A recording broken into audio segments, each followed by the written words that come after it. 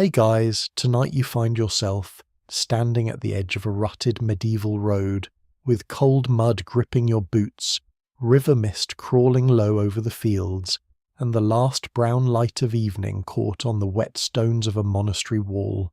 Smoke hangs in the rafters of the world, or so it seems, drifting from cottage chimneys beyond the ditch, while somewhere ahead a bell gives one slow note, then another, as if the whole countryside has begun breathing in its sleep. Your cloak smells of rain and horse, your fingers are stiff, your stomach is quietly making legal arguments for supper, and the straw tucked inside your pack has somehow become damp despite doing absolutely nothing all day. Medieval travel brochures really oversold this experience. You probably would not last a week out here, not because you lack courage, but because courage is not much help against wet socks, questionable ale, and a mattress that may already belong to several smaller creatures. So, before you get comfortable, take a moment to like the video and subscribe, but only if you genuinely enjoy what I do here. And while you settle in, tell me where you're listening from and what the local time is where you are, whether it is deep night, early morning, or that strange hour when the room feels quiet enough to hear your own thoughts. Now, dim the lights, maybe turn on a fan for that soft background hum, and let's ease into tonight's journey together. You trudge forward as the road bends toward the monastery gate, your boots lifting with soft, tired pulls from the mud. The walls rise ahead, not grand like a king's castle, but thick, practical, and patient, built of pale stone darkened by rain and years of winter smoke. A ditch runs along one side, half choked with reeds. Beyond it, an orchard stands bare, each branch black against the dim sky. And somewhere among the trunks a crow complains as though it has been personally inconvenienced by the 14th century. The monastery bell fades, leaving the air wider and colder. You hear a cart creak behind you, its wheel wobbling with a rhythm that suggests it has strong opinions about continuing. Beside it walks a thin mule, steaming gently in the evening chill. A man in a patched hood mutters to the animal with the weary tenderness of someone who knows the mule will win every argument. Tied to the cart is a bundle of firewood, a sack of turnips, and a cage holding two hens who look more spiritually resigned than many pilgrims. At the gatehouse, torchlight flickers in a narrow window. The gate itself is oak, iron-strapped, and old enough to have heard several generations of excuses. You lift the ring and knock. The sound lands heavily inside, then disappears into the stone. For a while nothing happens. This is normal. Medieval doors are less openings than negotiations. At last, a shutter slides back. A small square of warm light appears, and in it you see one eye beneath a woolen cap. Who comes? You give your name, or something close enough for a tired gatekeeper, and explain that you are a traveller seeking shelter. Your voice comes out rough from cold air.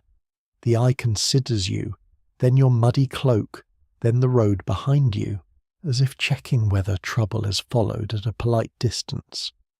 No one can quite agree whether monasteries welcomed guests because of holy duty, old custom, fear of bad reputation, or because turning away a soaked traveller felt like tempting every saint in the calendar. Perhaps all of these are true. In any case, the shutter closes, bolts scrape, and the smaller postern door opens inward with a sigh of wood and iron. You duck beneath the arch. Inside the gate, the world changes. The road noise falls away. The yard is dim and enclosed, smelling of damp straw, smoke, stable warmth, and the faint sour comfort of ale. A lantern swings from a hook. Its light moves over stone walls, stacked barrels, a chopping block, and a narrow path leading toward the guest house. somewhere nearby. A dog lifts its head, decides you're not interesting enough to bark at properly, and gives one soft, administrative woof. A lay brother meets you in the yard. He's broad-shouldered, with hands reddened by cold and work, and he carries an iron key-ring large enough to anchor a fishing boat. His robe is rougher than those of the choir monks, patched at the elbow, belted with cord. He nods without smiling, though not unkindly, and gestures for you to follow. You cross the yard slowly. Through an open doorway, you glimpse the stable oxen shifting in straw, a horse blowing white breath, a boy rubbing down a shaggy pony with handfuls of hay. Above, soot-black rafters hold the day's smoke like a memory. Your own shoulders loosen at the smell of animals and warmth. It is not elegant, but elegance is rarely what the body wants after a long road. The body wants heat, bread, and somewhere horizontal that does not move. The guest house stands near the outer court, apart from the cloistered heart of the monastery. Its door is low, and you bow your head to enter. Inside, the air is smoky and amber. Rushes are scattered across the stone floor, mixed with sweet herbs gone dry and brittle underfoot. A fire burns low on the hearth, giving more glow than heat, but you still drift toward it as naturally as a moth. A few other travellers sit along the wall, a merchant with a damp fur-lined cloak, 2 pilgrims with scallop badges pinned to their hats, and an old woman wrapped in brown wool, her hands folded around a wooden cup. The lay brother points to a bench. You sit. Your knees thank you with great sincerity. A bowl is brought thin pottage, barley and leek, with perhaps a ghost of onion if one is feeling generous. There is coarse bread too, dark and dense, placed on a wooden trencher worn smooth by many suppers. The ale is small ale, weak and cloudy, safer than much water and considerably less judgmental. You eat slowly. Steam rises into your face. The first spoonful tastes of salt, smoke, and survival. The second tastes better. By the third, you begin to feel almost philosophical. Near the hearth, the pilgrims speak softly. One claims that the monastery keeps a relic of St. Cuthbert's comb, or perhaps St. Edmund's thumb bone, or possibly something that belonged to a saint's mule. The matter seems uncertain. Some swear that relics choose whether to work miracles depending on the humility of the visitor, which is a convenient arrangement, especially for relics. The merchant snorts into his cup but crosses himself anyway. In this century, disbelief is allowed, but only if it keeps its voice down. The lay brother returns with a wool blanket, rough but dry. He sets it beside you, then points toward the far end of the hall where sleeping pallets lie close to the wall. The rushes there are thicker, though not necessarily fresher. You nod your thanks. He gives another small nod, already turning away, keys clinking at his belt like a private set of bells. Outside, the evening office begins. The monastery bell rings again, not loudly from here, but deep enough to settle in your chest. One note, then another, measured and calm. It marks not just time, but obedience to time, in the world beyond the walls. Dusk arrives differently for everyone, the farmer finishing a furrow, the widow banking her fire, the watchman pulling his cloak tight. Here, dusk has a sound. It has a rule. It has a place in the long ladder of the day. You rise once more, reluctant but curious, and step to a narrow window. Beyond the glassless opening, you see the inner building shadowed against the last light, the church roof, the cloister walk, the dormitory range, the faint glow of candles moving behind small windows. Figures pass in silence, robes brushing stone, heads bowed beneath hoods. Their pace is unhurried, but not idle. The monastery seems asleep and awake at the same time. The dog from the yard appears in the doorway and looks at you as if you have been expected. It is a wiry creature with one ear bent, muddy paws, and the expression of a minor official. It pads inside, circles twice near the hearth, and lies down with a sigh. No one objects. Perhaps it belongs here. Perhaps it belongs nowhere. Even now, it is hard to tell whether such dogs follow kindness, kitchens, or simply the person most likely to drop bread. You return to the bench and pull the blanket around your shoulders. The fire snaps softly. A monk passes through the hall carrying a beeswax candle, its flame steady in his cupped hand. Beeswax is dearer than tallow and smells faintly sweet, like summer sealed inside winter. For a moment, that tiny golden light makes the room feel gentler. The damp cloaks, the cracked cups, the travellers' tired faces, the scratched table, the old woman murmuring a charm under her breath for safe dreams. Soon the guest house quiets. The merchant removes his boots with the solemn care of a man handling dangerous relics. The pilgrims settle beside their packs. Someone coughs, turns, and is still. Outside. A key turns in a lock. The monastery gathers itself inward. You lie down on your pallet, wool blanket drawn up beneath your chin. The rushes rustle when you move. Stone holds the cold below you, but the fire keeps a little warmth in the air, and your body, grateful for anything resembling shelter, begins to grow heavy. Above, rafters vanish into smoke and shadow. Beyond the wall, the bell rope hangs silent for now, waiting for the dark hours before dawn. You close your eyes. The road is behind you. The monastery breathes around you, and somewhere near the hearth, the dog twitches in its sleep, perhaps chasing a dream older than the abbey itself. The first bell comes before you are ready for any bell to exist. It rolls through the guest house in the black depth before dawn, slow and solemn, as if someone has struck the inside of the night itself. You wake beneath your wool blanket with one cheek pressed to the rough edge of the pallet, not certain at first where you are. The fire on the hearth has sunk to a red eye under ash. The rafters above are lost in darkness. Somewhere near your feet, the dog gives a faint grunt, annoyed that heaven has once again scheduled business before sunrise. The bell sounds again. You remember the monastery, the gate at dusk, the thin pottage, the lay brothers' iron keys, the pilgrims whispering about a relic no one trusts. Your boots wait beside the pallet, stiff with drying mud.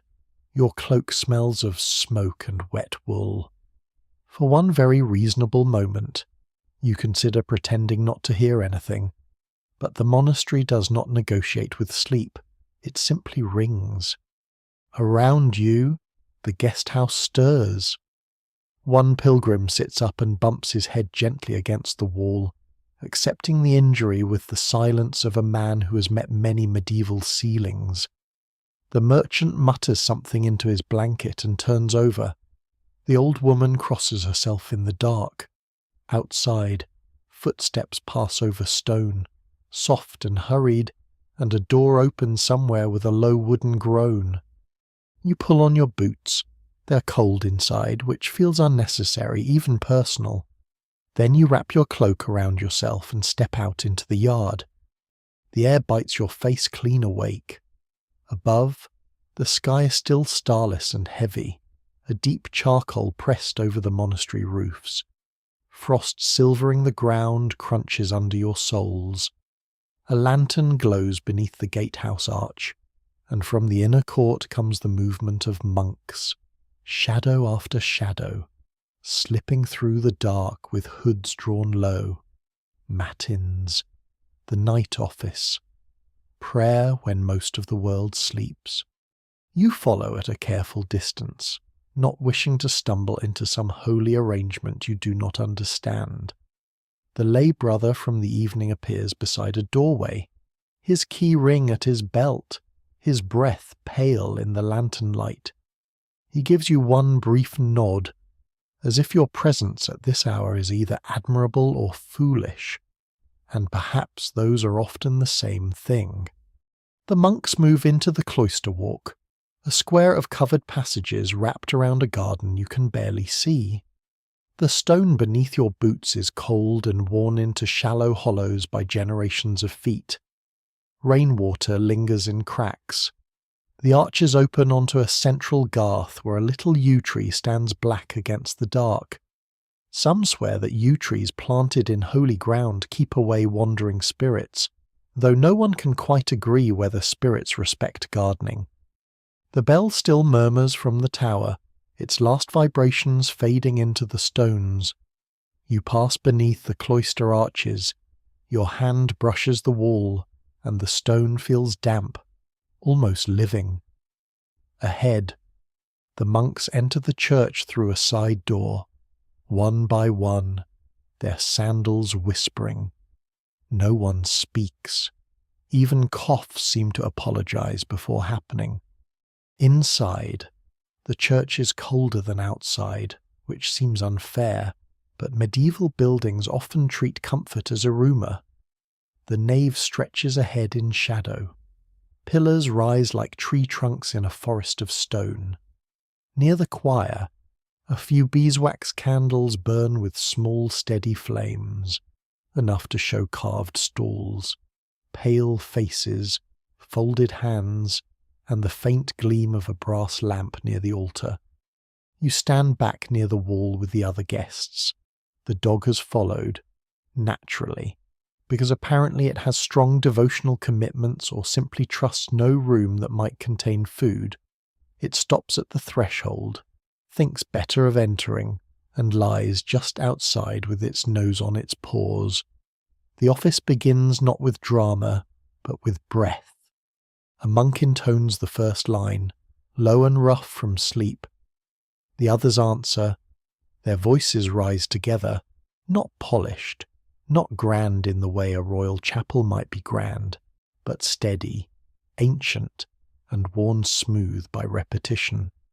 Latin fills the darkness like warm water poured slowly into a bowl.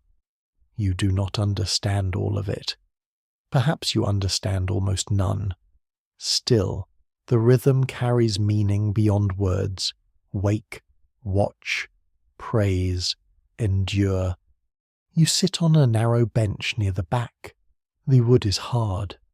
This is because medieval furniture believes the soul improves when the body has complaints. A candle flame trembles whenever someone moves. The stone floor holds the cold so faithfully that it travels through your boots and up your legs. Yet there is comfort here, not soft comfort, but the kind made by order.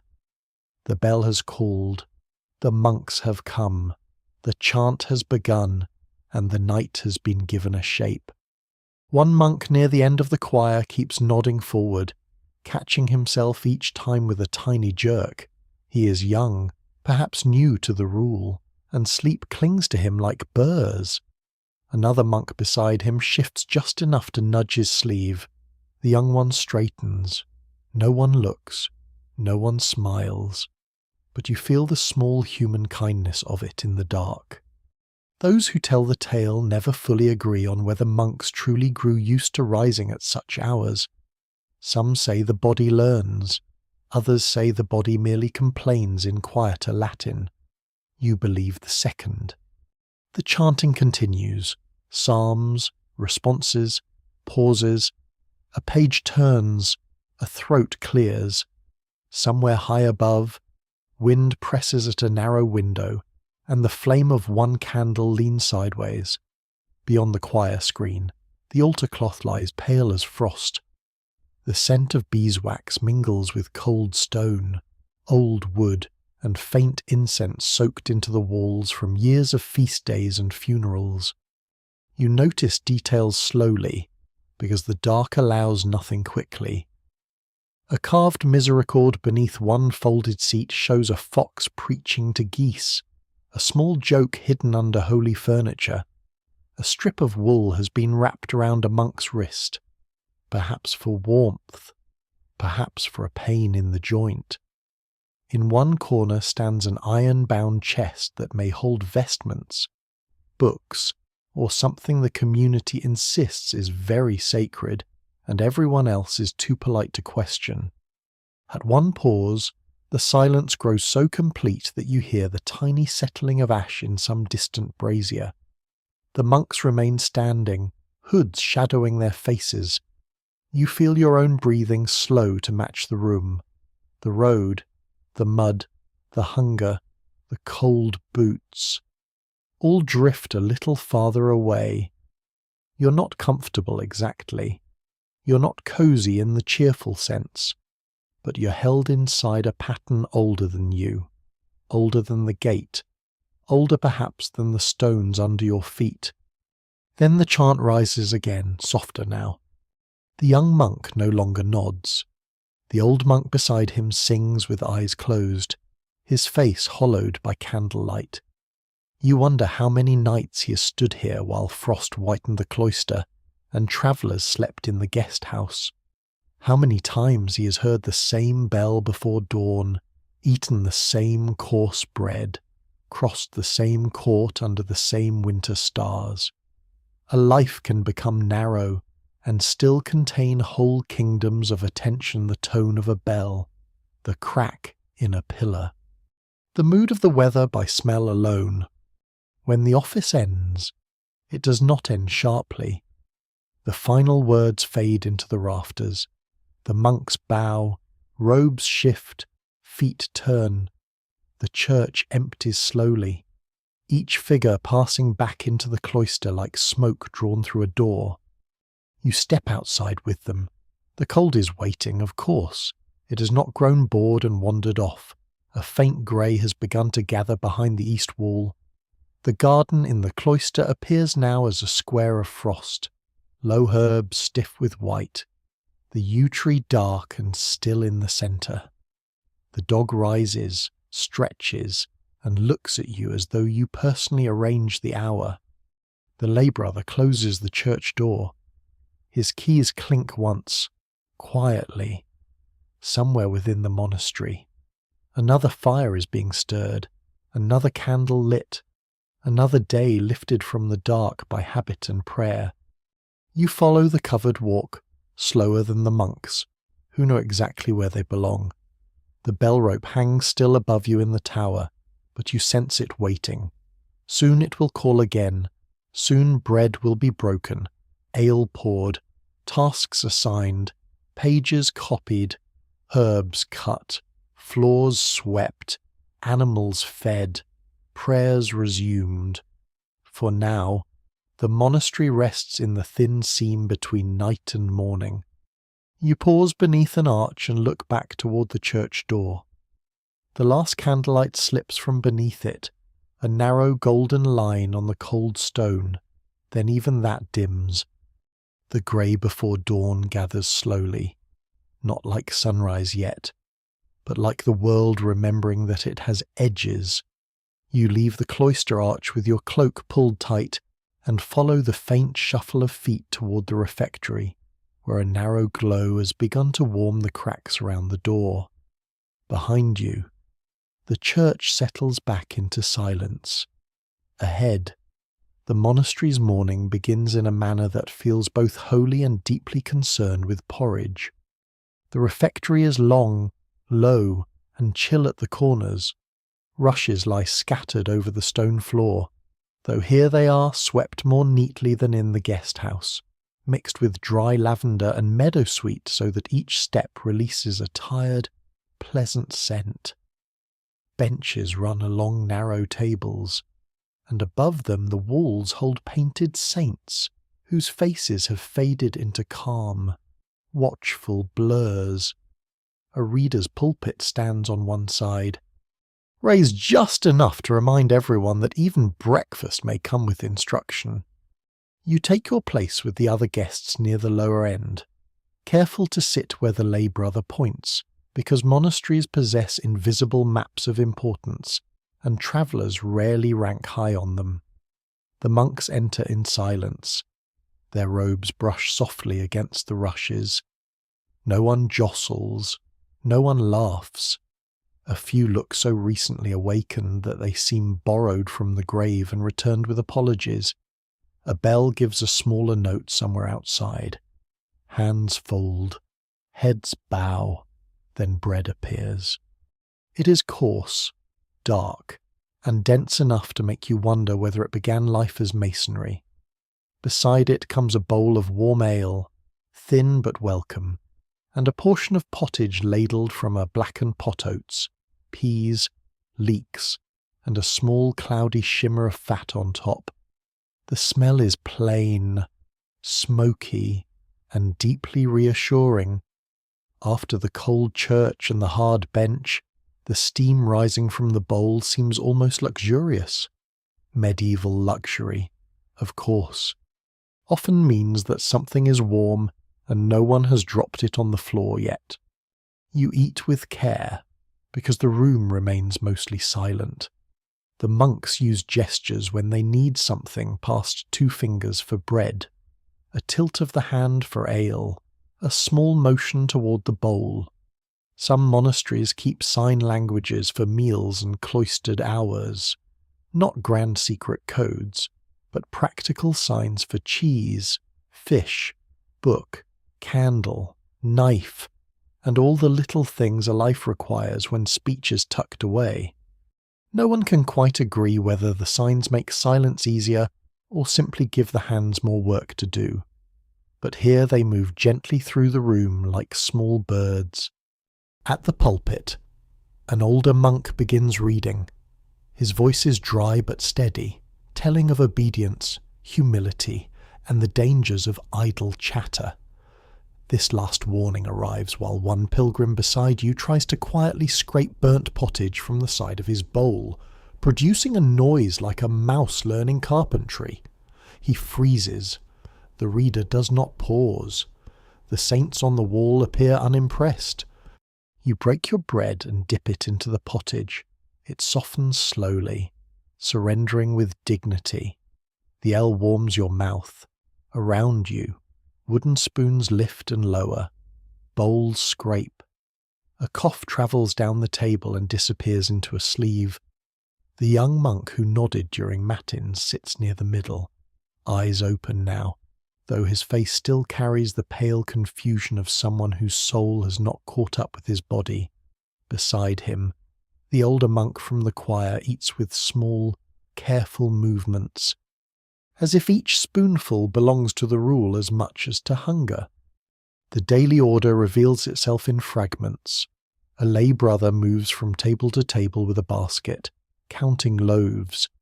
Another checks a wax tablet with marks scratched into it, noting stores perhaps oats used, ale drawn, guests present, animals fed. Monasteries may look like places of pure prayer from the road, but once inside, you see the truth.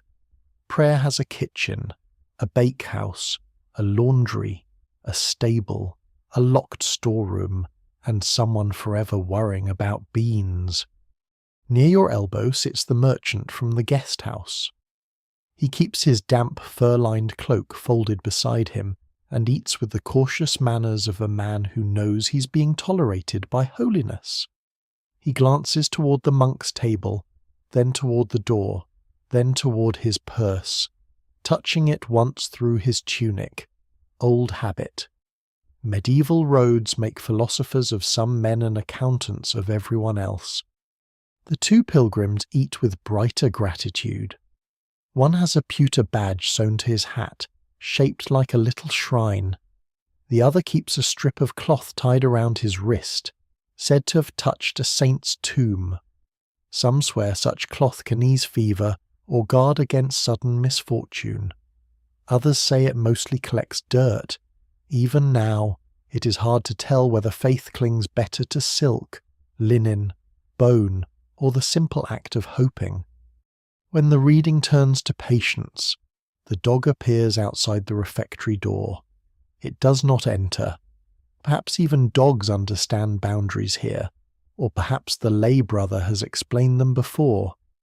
It sits in the cold threshold, one ear bent, watching the room with the solemn expression of a creature waiting for theological crumbs.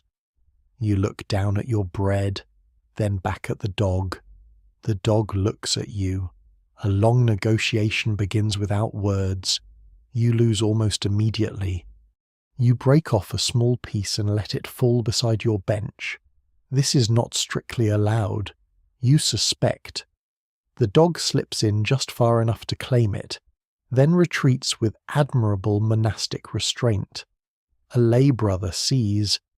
His face does not change, but his eyes suggest that the abbey has survived worse scandals.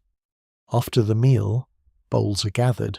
Each monk rises in order, not all at once, but in a flow as measured as chant. Wooden vessels go to one side. Leftover bread is collected carefully, for waste is not merely rude here but close to sin. In a century where frost, mould, rats, and bad harvests can humble any household, crumbs matter. You watch a novice sweep bits from the table into his palm and carry them away for birds, pigs, or perhaps the dog if grace is feeling broad. The room empties into the morning. You step outside and feel the day's first true light touching the upper stones of the cloister.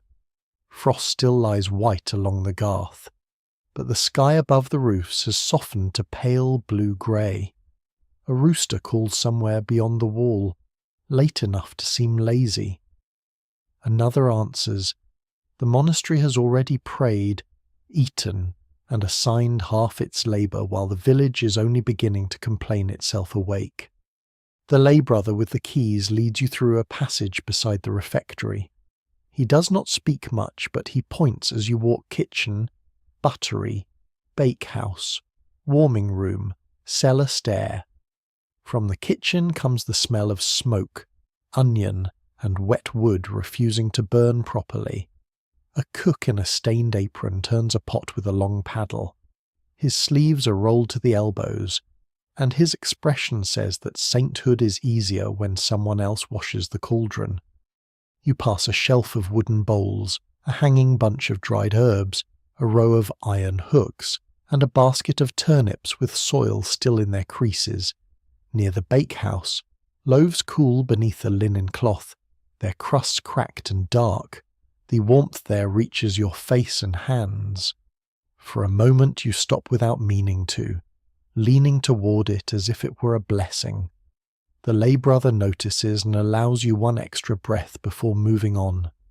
This may be kindness. It may also be that he enjoys watching travellers discover that ovens are the finest architecture in Christendom. In the warming room, a few monks gather briefly around a small fire, holding out their hands. This is one of the rare places where heat is permitted for comfort rather than cooking or ceremony. A man with swollen knuckles rubs them slowly. Another tucks his fingers into his sleeves. Cold writes itself into every joint here, and the morning has only begun. On a bench nearby rests a pair of wax tablets, a horn spoon, and a small knife with a bone handle. Ordinary objects, but worn by daily use until they seem almost intimate. A monastery's rhythm is made from such things: bells and bowls, keys and candles, bread knives and ink horns, wool blankets folded at the same hour, doors opened and closed by the same tired hands. You're given a little more ale, not because anyone is indulging you, but because a guest who faints from hunger becomes extra work. The cup is wooden, smooth at the rim from years of lips. You drink, and the sour warmth settles into your empty places. The old monk from the choir passes through the doorway and pauses near you. His eyes are pale but not unfriendly. He studies your muddy boots, your travel cloak, the road still written on you in stains and weariness. "The morning is slow here," he says quietly. the first full sentence you have heard from a choir monk since waking, but it is never empty. Then he moves on, his robe whispering over the rushes. You stand a moment longer beside the fire, holding the cup in both hands. Outside, the bell waits. Somewhere the dog noses along the threshold for lost crumbs. The day stretches ahead in small ordered tasks, and you feel yourself being drawn deeper into the monastery's pace, where even silence has a duty, and even breakfast seems to belong to eternity. From the warmth beside the bakehouse, you are led into a cooler passage where the smell of bread fades and another scent takes its place: ink, scraped parchment, dust, candle smoke, and the faint sharpness of vinegar used to prepare skins and clean stubborn stains. The monastery grows quieter here, not with the broad silence of the church, but with the careful silence of people trying not to ruin expensive materials. You pass beneath a low arch and enter the scriptorium. The room is narrow and brightening slowly with the morning. Small windows face east. Their shutters open just enough to admit pale light without inviting too much wind. Even so, the cold comes in confidently, touching every wrist, every nose, every ink-stained finger. Several desks stand in rows, each angled toward the light.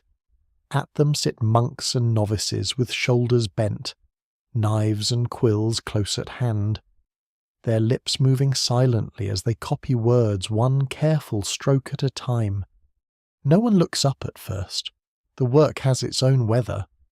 A candle burns beside one desk. Beeswax again, dear and golden, its flame wavering whenever a monk breathes too heavily. Beside it lies a sheet of parchment held flat by smooth stones. The parchment is not paper, not in the common way you might imagine, but prepared animal skin, scraped, stretched, dried, and rubbed until it can receive ink. You can still see faint unevenness in it, a memory of the creature it once was. Medieval books are not light things, in cost or meaning. They are fields. Flocks, hands, seasons, and eyesight gathered into pages. A scribe near the window dips his quill into a horn of ink. The quill is cut from a goose feather, trimmed with a small knife to make a fine point. He writes a line, pauses, trims again. This happens often. Quills, like travellers, wear down faster than expected. His fingertips are dark with ink, and a little crescent of black marks the edge of one thumbnail.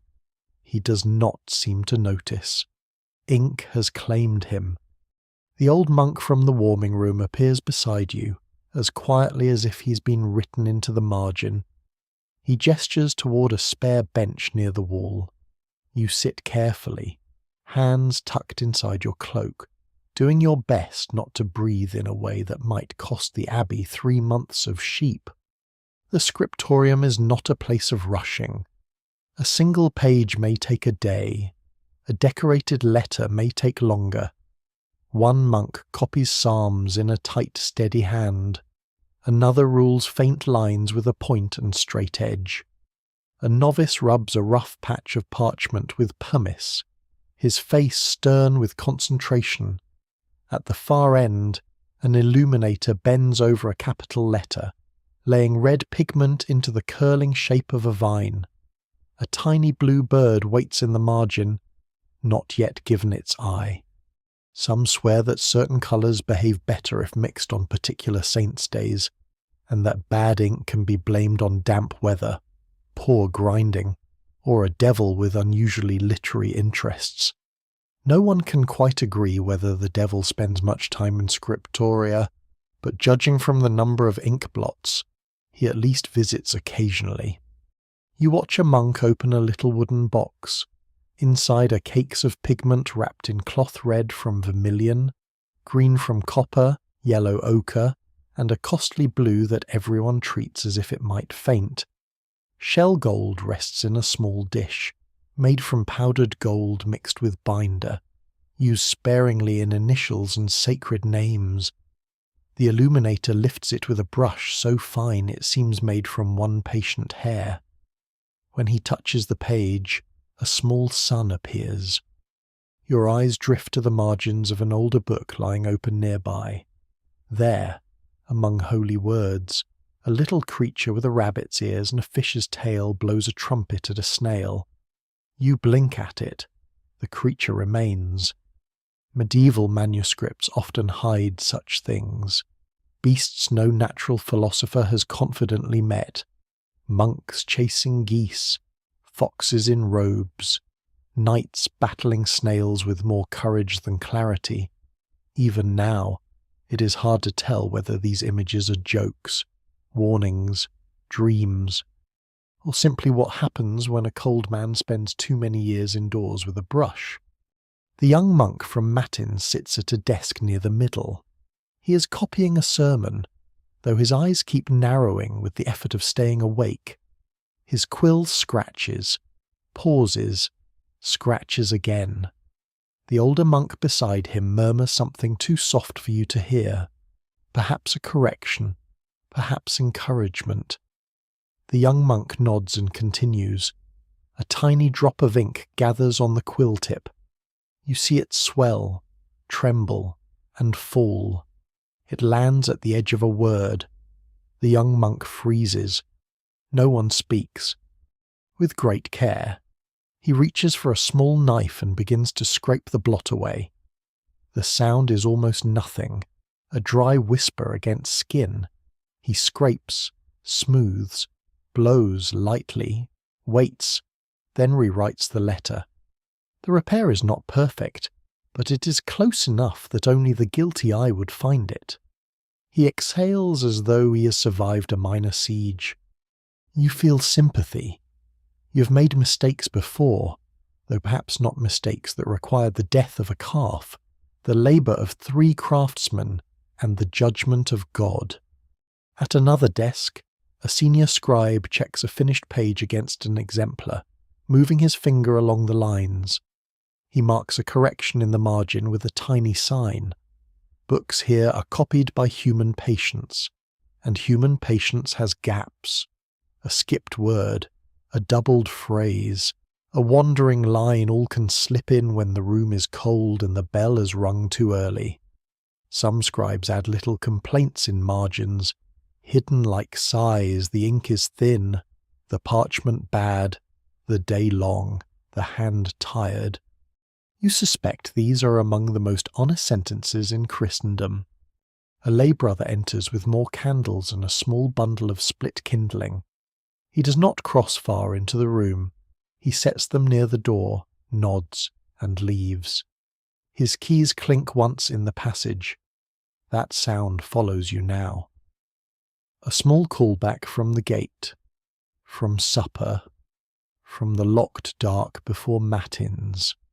In this place, keys and bells seem to speak nearly as much as men. The old monk finally leans close and places a scrap of parchment before you. It is narrow, trimmed from the edge of a larger sheet, too small for formal work. Beside it he sets a quill and a horn of pale brown ink. For practice, he says. Your hand, which has survived road mud, cold rains, and a wooden spoon, suddenly doubts itself. You take the quill. It feels lighter than expected, delicate and slightly ridiculous, like writing with a bird's former opinion. You try to copy a simple word the monk points to. The first stroke goes too thick. The second trembles. The third catches, spits a dot, and trails away. The old monk looks at it. You look at it. The dog, who has somehow appeared in the passage outside, looks in as if prepared to offer criticism. The monk says, again. So you try again.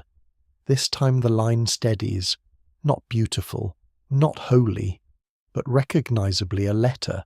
A tiny satisfaction warms you more than the weak morning light. In a world where most labour leaves calluses, smoke, or mud, This labour leaves marks that may outlive the hand. That thought is both comforting and a little alarming. Imagine being remembered forever for poor penmanship. The bell rings in the distance, a smaller office or a call to another task. The scribes do not startle. They finish strokes before moving. One covers his ink, another places a weight on the page. The illuminator shields his golden letter with a scrap of cloth, as carefully as tucking in a child. You rise from the bench and return the quill. Your fingers are faintly stained now, a small black smudge on the side of your thumb. It looks like proof that the monastery has touched you in its own quiet way. Outside the windows, the morning has strengthened. Frost slips from the roof in soft ticks. Somewhere beyond the wall, the village road is waking into cartwheels, hooves, and market voices. But in here the world remains narrowed to parchment, breath, ink, and light. As you leave, you glance back once more. The tiny blue bird in the margin has gained its eye. It gazes outward, bright and alert, from the edge of a sacred page no larger than your palm. From the scriptorium, with the faint ink smudge still drying on your thumb, you follow a narrow passage that leads away from parchment, candles, and careful letters into a sharper, greener smell. The air changes before the room does. Smoke and ink loosen their hold. In their place comes rosemary, damp soil, crushed sage, old straw, vinegar, and something bitter enough to make your tongue suspicious. You step out behind the infirmary into the physic garden. It is not grand, not like the gardens in songs where noble ladies wander under roses and everyone's sleeves remain mysteriously clean. This is a working patch, fenced with woven hazel, its beds raised against the wet, its paths laid with straw and flat stones. Frost still clings to the shaded edges, but the morning light has reached the far wall, and little drops shine on the curled leaves of winter herbs. A small apple tree leans over one corner. Beneath it, a wooden trough catches rainwater from the infirmary roof. The infirmerer is already there, wrapped in a dark cloak with a basket over one arm and a knife at his belt. He has a narrow face, red knuckles, and the calm expression of someone who has seen every kind of complaint a human body can invent. Beside him stands the young monk from Matins and the scriptorium, looking relieved to be outdoors, though still not entirely awake. Perhaps no one here is truly awake until after the third bell. Perhaps even then it's only a rumour. The infirmerer points to a bed of rue, then to another of sage, then to a tangle of betony. His words are quiet, practical, almost tender. Sage for the mouth and throat. Rue for certain pains, though taken carefully. Betony for headaches and troubled spirits, if one believes the old herbals. Some swear that betony planted near a house keeps away evil dreams, drunken quarrels, and inconvenient ghosts. No one can quite agree whether it works on all three, but the plant has excellent public relations. You kneel beside the bed and help cut leaves into the basket. The soil is cold through your knees, your fingers brush damp stems. The smell rises stronger when the blade parts them, green and peppery, with a medicinal bite, nearby. Bundles of dried herbs hang under a little lean-to yarrow. Mint, lavender, fennel, comfrey, and a string of garlic that looks more confident than most armed guards. The infirmary itself stands low and whitewashed, with two small windows and a door left open to air the room. Inside, you glimpse beds lined along the wall, wool blankets folded at the foot, a stool, a basin, a shelf of jars, and a painted image of a saint whose expression suggests long experience with human misery. A brazier glows faintly, warming a pot of water. The smell inside is cleaner than the guest house, but stranger vinegar, beeswax, old linen, smoke, and fever. A monk with a wrapped foot sits near the doorway, sipping something from a wooden cup and looking betrayed by it. The infirmera tells him to drink all of it. The monk obeys with visible sorrow. Medieval medicine, you begin to understand, often relies on the patient being too polite to refuse. You carry the basket inside. The infirmera sets the herbs on a work table scarred by years of cutting, pounding, staining, and hope. There is a mortar and pestle of stone, a horn spoon, linen strips, a small balance, and several jars sealed with cloth.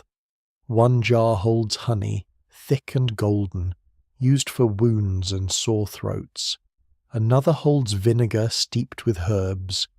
Another contains something dark that you decide not to ask about, because a peaceful morning has limits.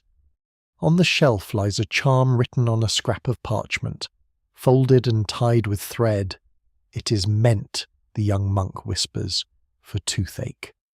The words are half prayer, half command, asking the pain to leave as certain biblical figures once departed from certain places.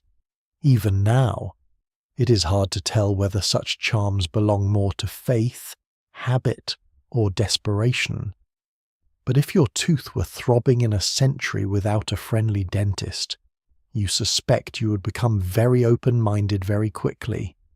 The infirmera gives you dried lavender to strip from its stems.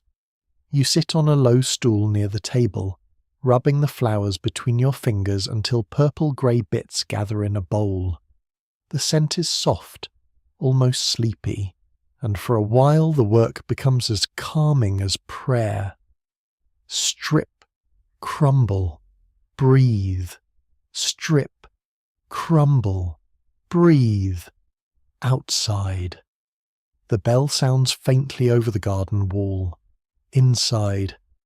The monk with the wrapped foot sighs into his bitter drink. The young monk grinds sage with honey and a little warm ale. He works the pestle slowly, his lips moving as if counting. The infirmera corrects the angle of his hand. Medicine here is learned by watching, remembering, and doing, not from cheerful diagrams or labels printed in tidy rows. A remedy may come from Galen, from an abbey herbal, from an old village woman, from a monk who once survived a bad winter, or from a tradition no one dares abandon in case it is the one thing keeping everyone alive. A lay brother enters carrying a bundle of linen and a worried expression. He has cut his palm near the bakehouse, not badly, but enough to bring him here. The infirmera washes the wound with warmed wine, and the lay brother winces, though he tries to look spiritually improved by it. Honey is spread, linen wrapped, a blessing murmured. The whole thing takes only a few minutes. The lay brother flexes his fingers, nods, and returns to work, because bread does not wait for healing. You notice how much of monastic life depends on small repairs. A scraped hand, a swollen joint, a cough in winter, a blister from sandals, a headache from bending over parchment too long. The grand world beyond the walls may speak of kings, sieges, taxes, and bishops. But here survival is kept by clean cloth, warm broth, dry socks when possible, and someone remembering which jar holds the fennel. The dog appears at the infirmary door. Of course it does. It sits just outside, perhaps hoping medicine includes leftovers. The monk with the wrapped foot leans down and scratches its bent ear. The dog accepts this as its due. The infirmera pretends not to see, though a small heel of bread somehow finds its way from the table to the threshold. Saints have performed lesser miracles with more witnesses. After the herbs are sorted, the infirmera takes you back into the garden to gather more plants before the frost fully melts. He shows you comfrey roots, thick and dark, used in poultices for bruises and broken bones. He warns that some remedies help in one measure and harm in another, a fact delivered with such calm that it makes you handle every leaf more respectfully. A pretty plant may be a cure, a poison, a charm, a seasoning, or all of these depending on who holds it, how much is used, and whether the moon is in a mood. Some swear herbs cut at dawn hold more virtue, especially if gathered in silence. Others insist the day of the saint matters more. The infirmera only shrugs and says, "Dry weather matters most." This may be the wisest medical sentence you've heard all morning. You pause near the rain trough and rinse your fingers. Ink and soil mingle in the water, black and brown swirling together before sinking. You think of the scriptorium's delicate bird, the refectory's coarse bread, the church's cold stone, the gate's iron lock. Each place has its own labour, its own smell, its own way of teaching the body to move slowly and pay attention.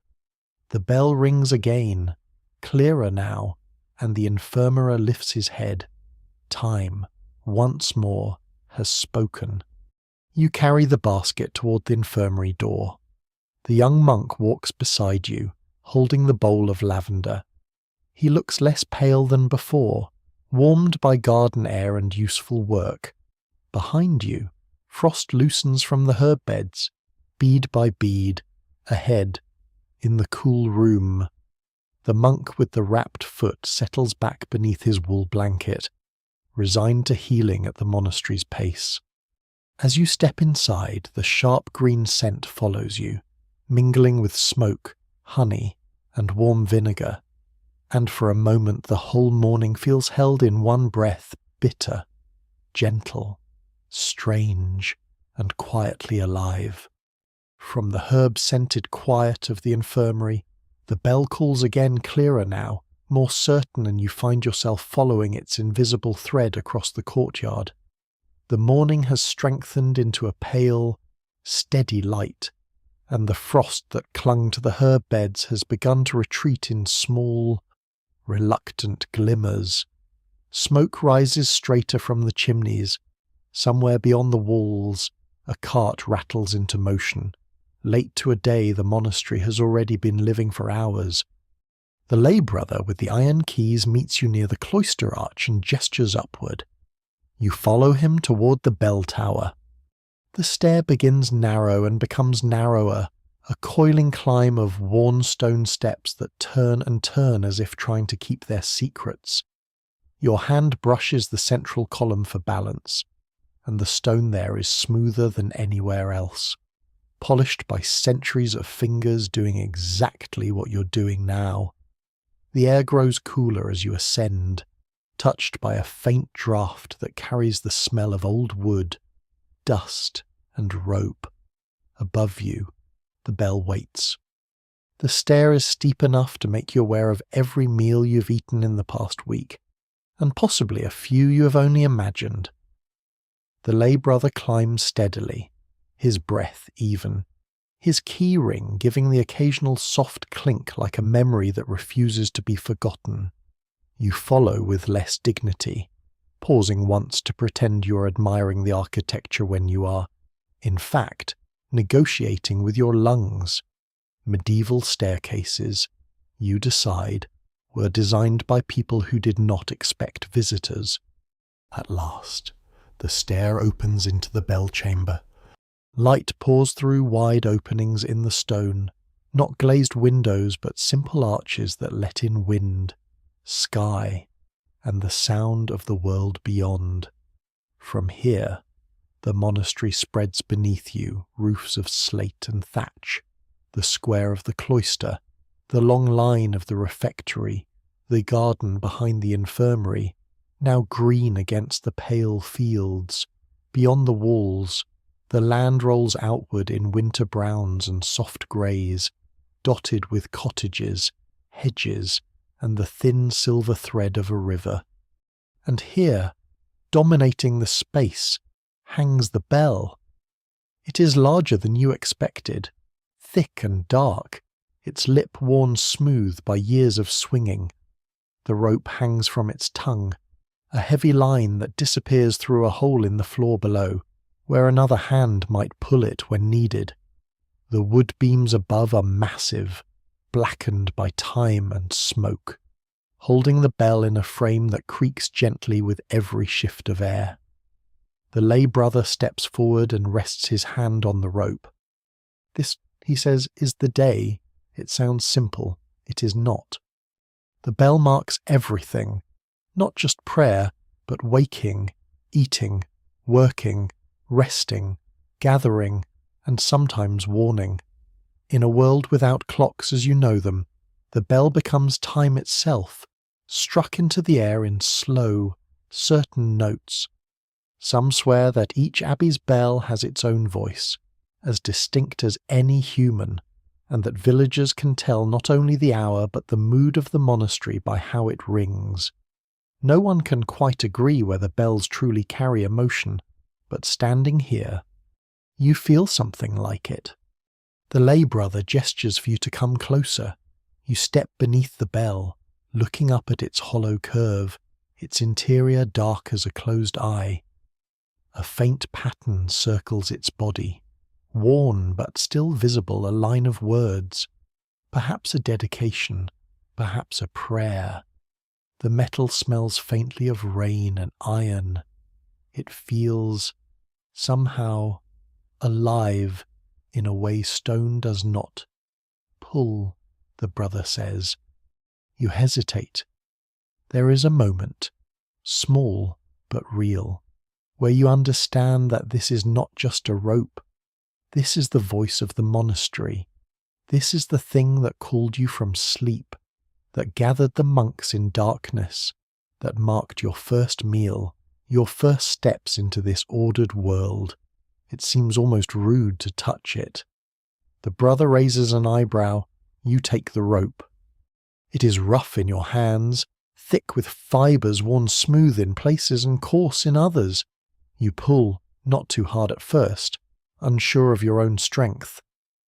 The bell shifts above you with a low, waking creak. More, the brother says. You pull again, stronger this time. The bell swings. The sound comes not as a strike, but as a bloom, a deep, full note that fills the chamber, then pours out through the arches into the morning. It travels across the roofs, over the garden, beyond the walls, into the fields, the road, the distant cottages. You feel it in your chest, in your bones, in the soles of your boots. It is not loud in a sharp way. It is vast. You release the rope slowly. The bell swings back, then forward, the note fading into the next, softer, then softer still, until the air holds only a memory of it. You stand there, hands still on the rope, slightly stunned. The lay brother nods. Satisfied. You will remember that, he says. He is right. Some things stay not because they are dramatic, but because they are complete. Below, the monastery responds. Doors open. Figures move. Somewhere a monk lifts his head from a task. Another sets down a tool. Another finishes a line of text before rising. The bell does not hurry them, but it gathers them, like a hand closing gently around scattered grains. You step to the arch and look out. The village beyond the walls is waking in earnest now. A woman crosses a yard with a bucket, her breath visible in the cold. A boy runs after a chicken with the seriousness of a knight pursuing a dragon. Smoke thickens above a cluster of roofs. A cart creaks along the road, its wheel wobbling in a familiar stubborn rhythm. Life, in all its uneven, ordinary persistence, continues, and here, above it, the bell waits for the next moment it will be asked to speak. Some swear that bells can drive away storms, or at least discourage them politely. Others claim that a well-rung bell can scatter evil spirits or guide lost souls. Even now, it is hard to tell whether such beliefs belong to faith, fear, or the simple comfort of knowing that sound can travel where hands cannot. The dog has somehow followed you up the tower. This is not entirely surprising anymore. It appears at the top of the stair, panting lightly, as if it has completed a great pilgrimage rather than a narrow climb. It sits near the doorway, looking at you with the calm approval of one who has always believed you capable of ringing bells. You nod back, because by now you understand that acknowledgement is required. The lay brother checks the rope, the beam, the fittings. His hands move with practiced ease, touching wood, iron, fibre, as if greeting old companions. Maintenance here is constant, quiet, and essential.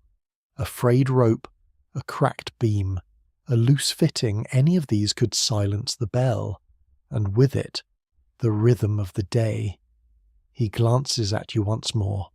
"Come," he says. You follow him back to the stair. The descent feels easier, though no less narrow. The stone beneath your feet is the same, but something in you has shifted, just slightly. The monastery no longer feels entirely foreign. You have touched one of its central threads, pulled it, heard it answer. At the bottom, the air is warmer. The smell of bread returns faintly, along with smoke and the distant hint of herbs. The cloister waits. The refectory hums with quiet work. The scriptorium bends over its pages. The infirmary tends its small repairs. And above it all, the bell hangs in its tower, patient, ready, holding the hours in its silent curve. When you step down from the bell tower, the courtyard feels larger than before, as if the sound you release still hangs invisibly between the walls. The lay brother with the keys leaves you near the bakehouse door, then turns toward the outer yard where a pair of men are loading sacks onto a low cart. He looks back once and motions for you to follow. The day has moved from prayer and pages into labour now, and the monastery, for all its candles and chants, has muddy boots waiting beyond the wall. You pass through the outer court, where hens scratch near a pile of straw, and a stable boy carries a bucket with both hands, leaning back under its weight. The dog trots beside you with the air of an appointed escort. Its bent ear flicks whenever the keys clink. You suspect it follows the lay brother because keys lead to doors, doors lead to kitchens, and kitchens lead to the only theology a dog truly needs. The gate opens, morning air spreads before you, colder and broader than the cloister air, smelling of wet earth, smoke, sheep, and distant river mist. A track runs along the monastery fields, its ruts filled with brown water glazed thinly at the edges. The lay brothers move ahead in rough habits hitched slightly above the mud. Unlike the choir monks, they speak when needed, and their work is less psalm and more shovel. The monastery lands stretch beyond the wall in strips and folds vegetable plots, pasture, an orchard, a fish pond rimmed with reeds, and farther out, fields lying under winter stubble. The abbey does not live by prayer alone. It lives by oats, wool, beans, leases, rents, tithes, and the stubborn patience of people who know that hunger has no respect for Latin. You walk first toward the storehouse, a long timber building with a thatched roof and a door secured by iron bands. Inside, the air is dry and close. Sacks of grain are stacked on raised planks to keep them from damp. Barrels line one wall. Smoked fish hang from beams, stiff and silver-brown, giving the place a sharp, salty smell. Bunches of onions, herbs, and dried peas rest in baskets. A lay brother marks a tally stick with a knife, cutting notches for what is taken out and what remains. No one can quite agree whether tally sticks are more comforting or more accusing, but they remember everything. You run your fingers over the edge of a sack, feeling the coarse weave, the hidden weight of food inside in a hard winter. Such a room is life itself. Rats know this too, unfortunately, and several traps sit along the wall. One is baited with a crumb of cheese. The dog inspects it with professional interest until the lay brother makes a warning sound. The dog steps away, pretending it had only been checking the workmanship. From the storehouse, you continue toward the sheepfold. The mud deepens. Your boots sink with soft, rude noises. A flock gathers behind wattle hurdles, their wool thick and grey with winter dirt. One sheep stares at you as if you owe it money. Another chews steadily, perhaps solving mysteries beyond human reach.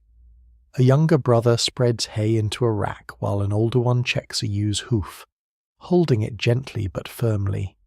Wool matters here.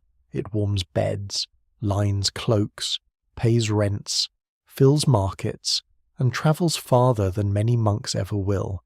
Some swear that sheep know when snow is coming and grow restless before it falls. Others say sheep are restless because they are sheep, which seems the stronger argument. Even now, it is hard to tell whether country wisdom comes from deep observation or from generations of people trying to explain animals that refuse to behave with dignity. You help carry a bundle of hay. It is heavier than it looks, prickly against your arms, and full of dust that rises into your nose. By the time you drop it near the hurdle, you have acquired straw on your sleeves, mud on your hem, and a strong respect for everyone who makes daily labour look ordinary. The young lay brother grins at you without mockery, though perhaps with a little entertainment. You're clearly not built yet for abbey farming. You are more of a guest-house pottage and cautious observation person. A bell rings behind you from the tower, softer at this distance but still commanding. The brothers pause, some crossing themselves, some only lifting their heads. The note rolls over the field, touches the pond, and drifts into the bare orchard. You remember your hands on the rope, the deep bloom of sound, and feel a small private connection to the hour now passing. At the fish pond, reeds whisper in the wind. The surface is dark and still except where something moves beneath.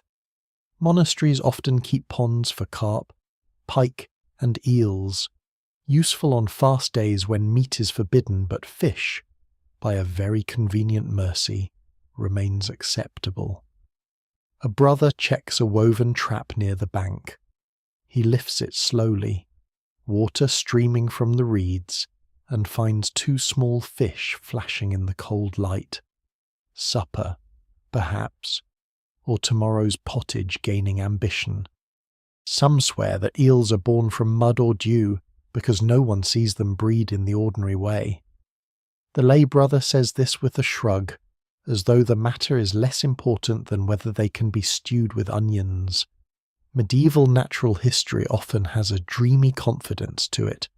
Bees might come from oxen, geese from barnacles, and bad weather from whatever neighbour you already mistrust. It is not that people lack curiosity, they have plenty. They simply live in a world where explanation and wonder sleep under the same blanket. You walk on to the winter fields. The soil lies dark, clumped, and waiting. A plough rests near the hedge, its wooden frame patched, its iron share dulled by use. Oxen stand nearby, huge and patient, their breath lifting in white clouds. One brother rubs their necks with a handful of straw. Another checks the harness. Work in these fields is seasonal, repetitive, and absolute. If the earth is not turned, if the seed is not saved, if the ditch is not cleared, prayers will still rise beautifully. But bowls will empty. The lay brother gives you a mattock and points to a drainage channel half choked with leaves. You bend to the task. The first swing lands badly. The second is better. The third sends cold mud onto your cloak. The dog watches from a safe distance, wise enough to avoid both labour and splash. You clear leaves, scrape muck, and open a path for the water to run. It begins to trickle, then flow, carrying silt away in a thin brown stream. There is satisfaction in it, not grand satisfaction, not the sort sung by minstrels, but the quiet pleasure of making one small thing work better than it did. The brother nods when you finish. This is praise enough. By midday, the cold has settled into your hands, but your body is warmer from work. The fields seem less empty now. You can read them a little, the hedge against wind, the ditch against water, the storehouse against hunger, the sheepfold against winter, the bell against forgetfulness. The monastery is not apart from the world in the way you first imagined. It is woven into it, thread by thread, loaf by loaf, fleece by fleece. On the way back toward the gate, you pass a low roadside shrine near the orchard wall, a little niche holding a weathered figure of the Virgin.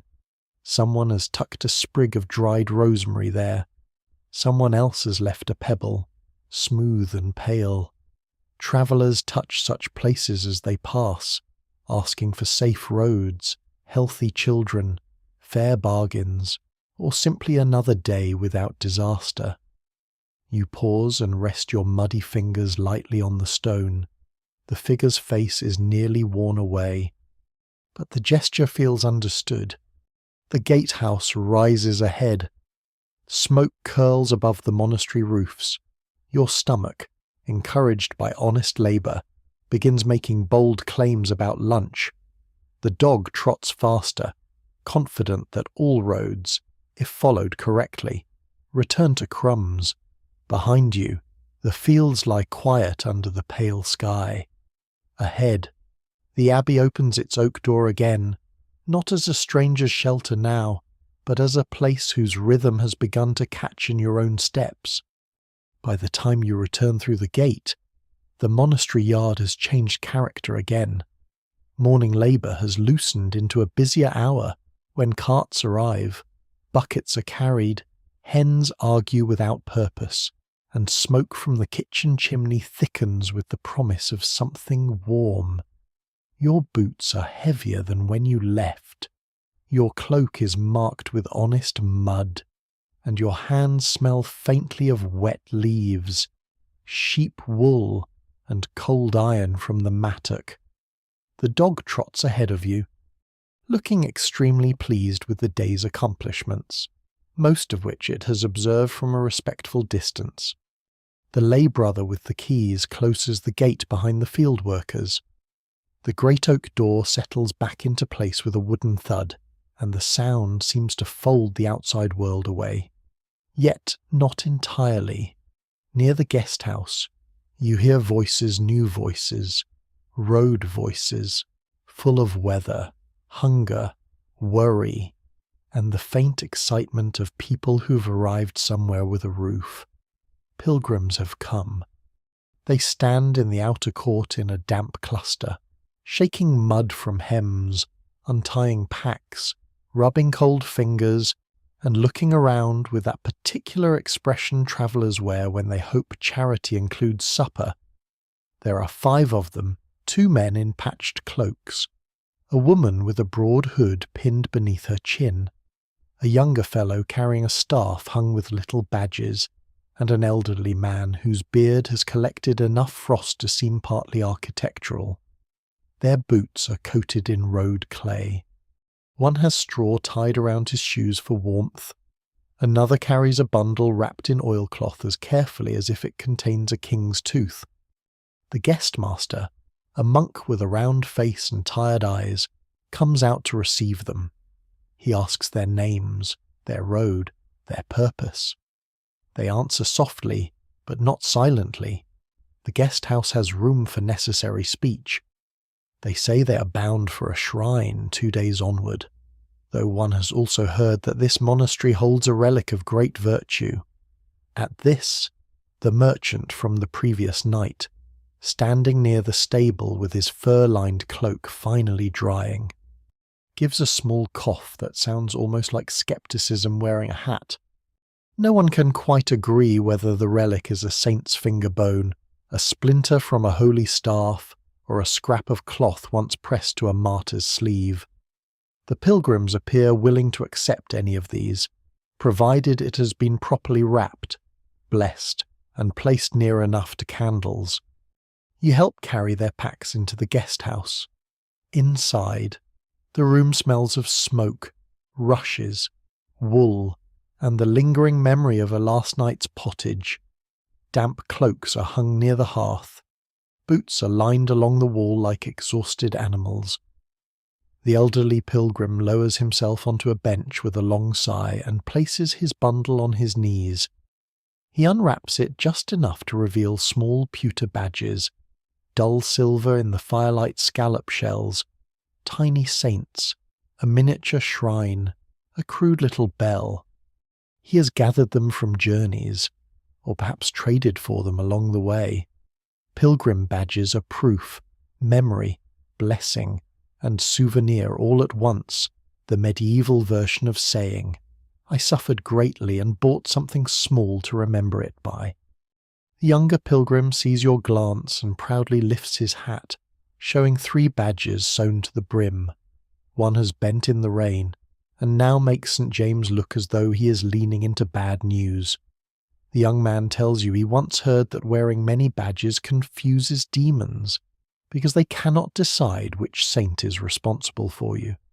Some swear this works best if the badges jingle. Even now, it is hard to tell whether demons are truly so easily distracted. But the idea has a charming optimism. The dog settles near the hearth, instantly adopting the new arrivals as part of its expanding administrative district. Warm water is brought for washing hands and faces. The pilgrims use it gratefully, though one woman murmurs a charm under her breath before touching her sore ankle. She carries a little pouch of herbs tied at her belt yarrow, salt, and perhaps a shred of parchment with words written on it. She says the pouch was given by a wise woman near a bridge, and that it keeps swelling down if worn close to the skin. The guest master listens with the careful patience of a monk who has heard many remedies and condemned fewer than people expect. A bowl of thin ale passes from hand to hand. Bread follows. It is not the main meal, not yet, but enough to soften the road inside them. You sit near the end of the bench, feeling the pleasant heaviness of field work in your limbs. The guest house fire has been fed with new wood, and the flames are livelier now, catching along the edges of split logs, sending little sparks into the soot-black chimney. The pilgrims begin to trade news. A bridge washed out near the ford, a toll collector asking too much at the manor boundary, a child healed, perhaps, at a roadside shrine, though those who tell the tale never fully agree whether the child had been truly lame or merely unwilling to walk before breakfast. A market where the bread was light but the cheese excellent, a rumour of wolves in the northern woods, a rumour of soldiers on the King's Road, a rumour about the abbot's relic, which grows more impressive each time someone repeats it. The merchant joins them after a while, pretending he has no interest. He sits with his cup and asks where they heard the relic was powerful.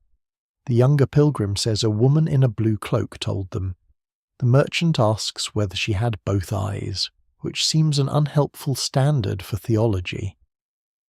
The round-faced guest-master clears his throat gently, and the merchant becomes very interested in his ale.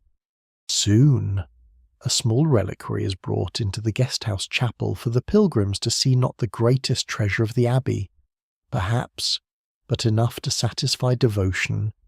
You follow quietly. The chapel is little more than a side room with a stone altar, 2 candles, and a painted panel of a saint whose gold halo is flaked at the edges. The reliquary rests on a cloth, a small box of wood and metal, set with cloudy glass. guarded by a monk whose expression suggests both reverence and inventory management. The pilgrims kneel. You stand back near the door. Candlelight trembles across their bent shoulders. The elderly man touches his forehead to his clasped hands. The woman with the sore ankle closes her eyes. The young pilgrim's badges glimmer faintly on his hat.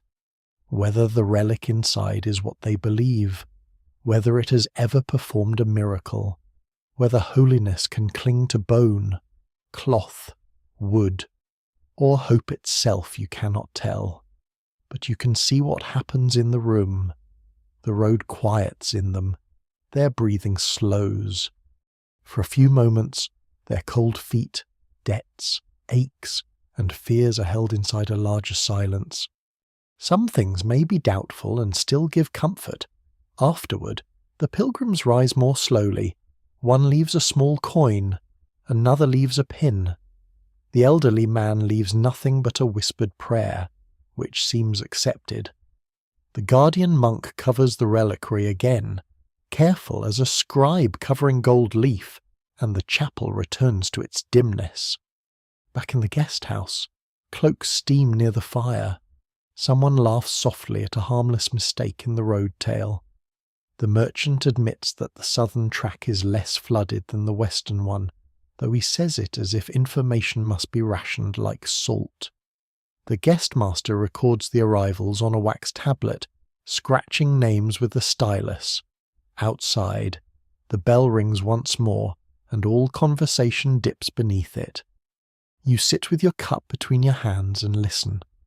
The monastery, you realize, is not only a place people enter to leave the world behind, it is also a harbour where the world arrives in muddy boots, pilgrims, merchants, sick men, widows, rumour, hunger, doubt, gratitude, and dogs who have chosen themselves a post. The fire shifts. A half-burned candle gutters on the table, then steadies.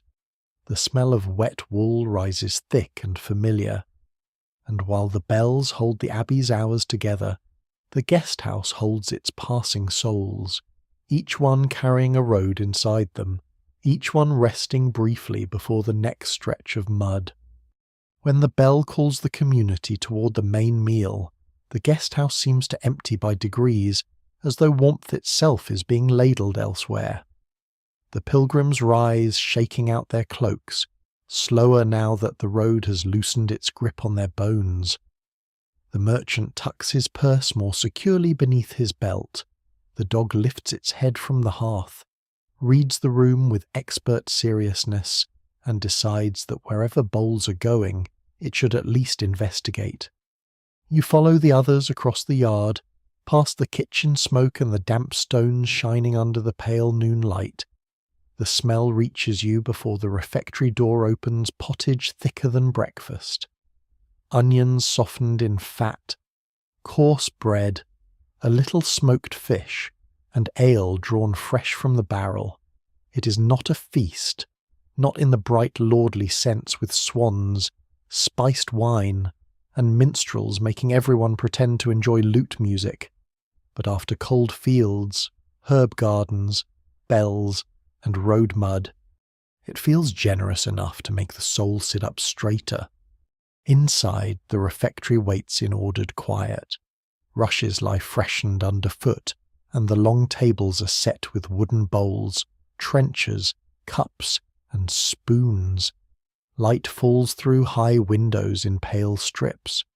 On the wall, the painted saints look down with their patient, faded eyes, as if they have watched centuries of men try not to talk with their mouths full. You take your place at the guest's end. The monks enter in their usual flow, hoods low, sleeves tucked, faces composed.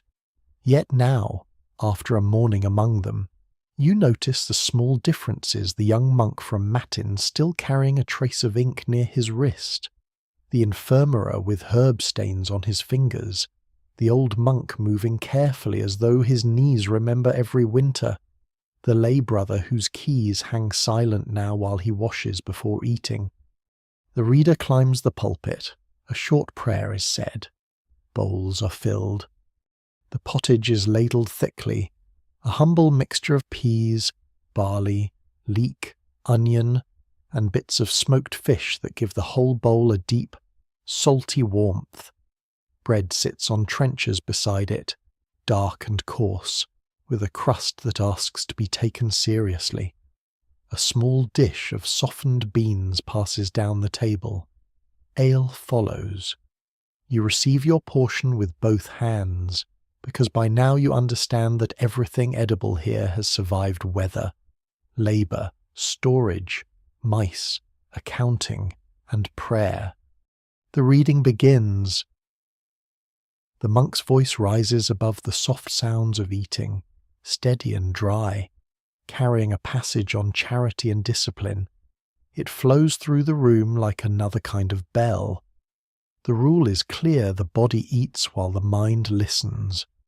In practice, the body also notices whether the pottage has enough salt, whether the bench is cold, and whether the person next to you is likely to finish his bread. Holiness has many companions, but appetite is a persistent one.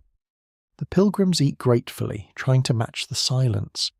The younger one with the badges forgets himself once and whispers something about the fish, only to receive a gentle elbow from the woman beside him. He lowers his eyes, chastened. His badges give the tiniest jingle, as if the saints themselves are embarrassed for him. You dip bread into the pottage and let it soften. The smoky fish taste spreads through the barley.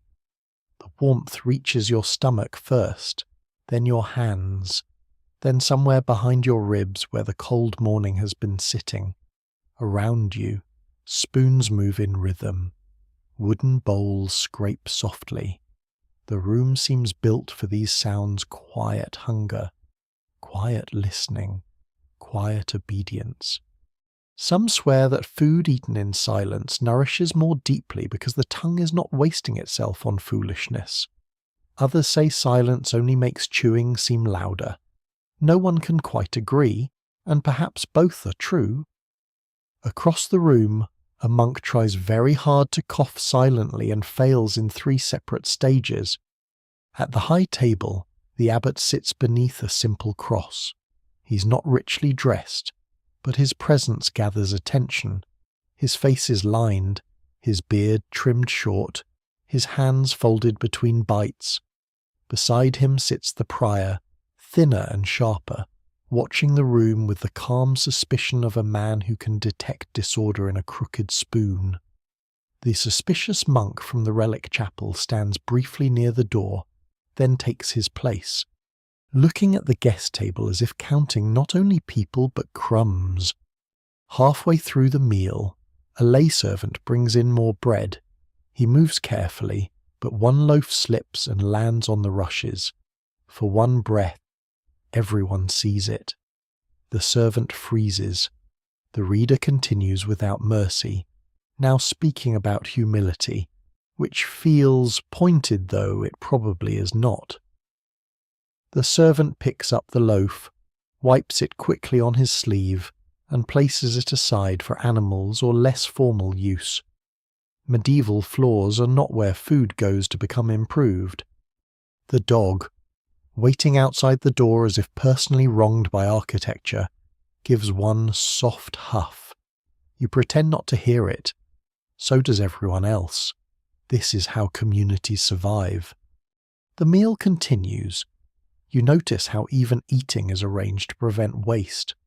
Bones from fish go into one bowl, crumbs are gathered, leftovers set aside, ale is poured in measured amounts. The monastery feeds monks, guests, workers, the sick, and the poor at the gate when stores allow. Every ladle has a consequence, every loaf has a history. Somewhere this morning, someone counted the grain. Somewhere last autumn, someone prayed over the harvest because rain had come too early or too late. The pottage in your bowl is not simple at all, it is a season made warm. The reader shifts to a tale of a saint who refused luxury and slept on bare boards. The merchant, who has just adjusted his cloak into a cushion behind his lower back, looks briefly troubled by the timing. You feel sympathy. Saints are admirable, but they do set a difficult standard for those of us who enjoy not being shaped like furniture.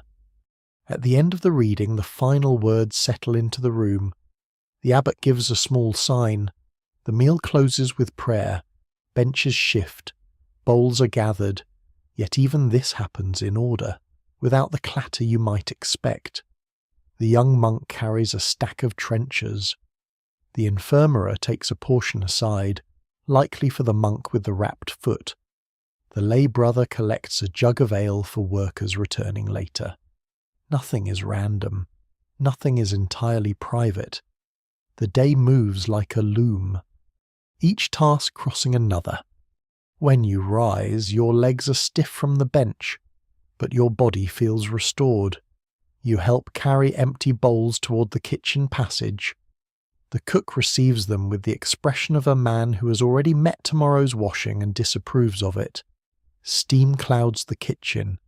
A pot hangs over the hearth, blackened by years of use. On a table lie turnip peels, onion skins, fish bones, and a knife with a handle polished by countless hands. The dog slips in behind you. This time no one stops it quickly enough. It darts beneath the table, secures a fallen scrap of fish skin, and escapes with the dignity of a small thief granted sanctuary. The cook points after it with his ladle. "That beast," he mutters. The lay brother beside you says, "God made him hungry." The cook replies, "God made turnips too, but I do not let them steal." This is the closest thing to open comedy you have heard all day, and even then it is delivered in a tone suitable for Lent. You step back outside into the yard. Noon has softened the frost from the stones, leaving them damp and shining. The bell tower rises above the roofs, silent for the moment. Smoke drifts lazily from the kitchen chimney. Near the guest house, the pilgrims settle again with fuller bellies and heavier eyes. The merchant counts something in his palm. The old woman from the night before sits near the doorway, turning a wooden bead between her fingers. You stand with the taste of smoked fish and coarse bread still in your mouth, listening to the small after-meal quiet of the abbey. The day is not half over, but already it feels deep and layered dark prayers.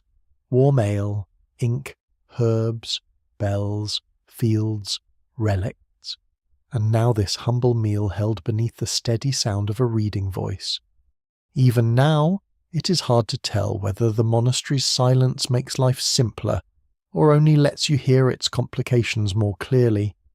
But as the warmth of pottage settles in you, and the dog returns to your side with suspiciously satisfied whiskers, you feel yourself moving more slowly, more carefully, as if the abbey has begun teaching your very footsteps to keep time.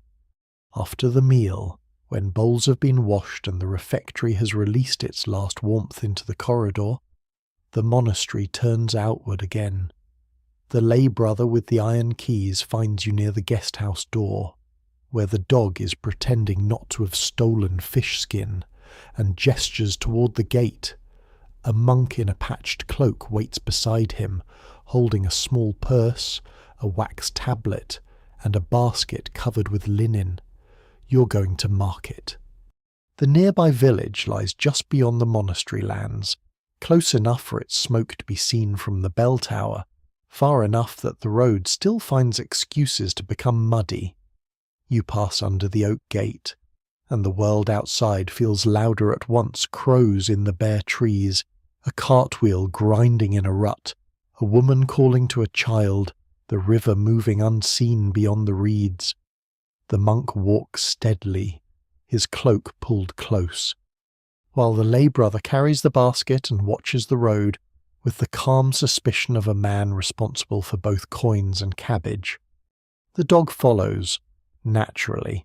No one invites it, no one dismisses it. Some creatures simply write themselves into the record. The village market gathers around a small square near the church and the manor hall. Stalls lean under rough cloth awnings. Mud lies everywhere, churned by hooves, clogs, boots, and the kind of optimism that brings people outdoors in winter. A baker lays loaves on a board, dark and round. A woman sells onions and dried apples from baskets. A fishmonger, smelling powerfully of river and regret, calls out the morning's catch. 2 boys carry bundles of firewood, and one drops his end every few steps, giving his partner many opportunities to practice forgiveness. At the edge of the square, a toll collector sits beneath a little shelter with a wax tablet and a face like cold porridge. Goods entering the market must be counted, weighed, and paid for. The monk speaks quietly with him. A coin changes hands. The toll collector marks a notch, then looks at the basket as though it might be hiding treason under the linen. Medieval markets are cheerful places, yes, but only after everyone has paid the correct person. You move stall by stall. The monk buys salt because salt is worth more than its dull white look suggests. It keeps fish, seasons pottage, preserves meat when meat is allowed, and generally makes winter less grim. He buys a little lamp oil, a bundle of thread, and 2 small iron nails from a smith whose hands are blackened to the wrist. The lay brother checks each item before it goes into the basket. Nothing is purchased casually. Monastery accounts, you have learned, are a kind of prayer with sharper edges. Near the baker's stall, 2 women argue softly over the weight of a loaf. The baker insists the bread is fair. One woman taps it with a finger and says it has more air than Christian substance. A market official lifts the loaf, weighs it in his palm, and frowns with ceremonial importance. Some swear dishonest bakers are punished by being dragged with a faulty loaf hung around the neck. No one can quite agree how often this truly happens. But everyone in the square seems to enjoy believing that it might. The monk buys no bread. The abbey bakes its own. Still, he listens to the prices, because bread prices are weather, harvest, rent, and worry all translated into coin. A poor loaf can start more talk than a poor sermon. You pass a table of small charms, pins, ribbons, and pilgrim badges. The young pilgrim from the guest house would lose his mind here, though perhaps not his demons. A woman with bright eyes and a wool hood sells little lead tokens stamped with saints, crude but shining faintly where the metal catches light. Beside them lie herb bundles tied with a red thread, said to guard doorways from fever, envy, and milk going sour. Even now, it is hard to tell whether the thread does the work. The herbs do the work, or the buyer simply sleeps better having done something. The monk pauses, not to buy, but to examine. The woman smiles. He asks where the badges were cast. She names a town 3 days away. He asks whether the saint depicted is Saint Blaise or Saint Lawrence. She says, with great confidence, that it depends who is asking. The lay brother coughs into his sleeve. You look away, because laughter in front of a monk feels like misplacing a spoon in the refectory. The dog has found a child eating a heel of bread. The child has found the dog. A negotiation begins. The dog sits, dignified and tragic. The child tears off a crumb and offers it. The dog accepts with the solemn grace of a bishop receiving tribute. At the fish stall, the smell is stronger. Eels twist in a wet basket.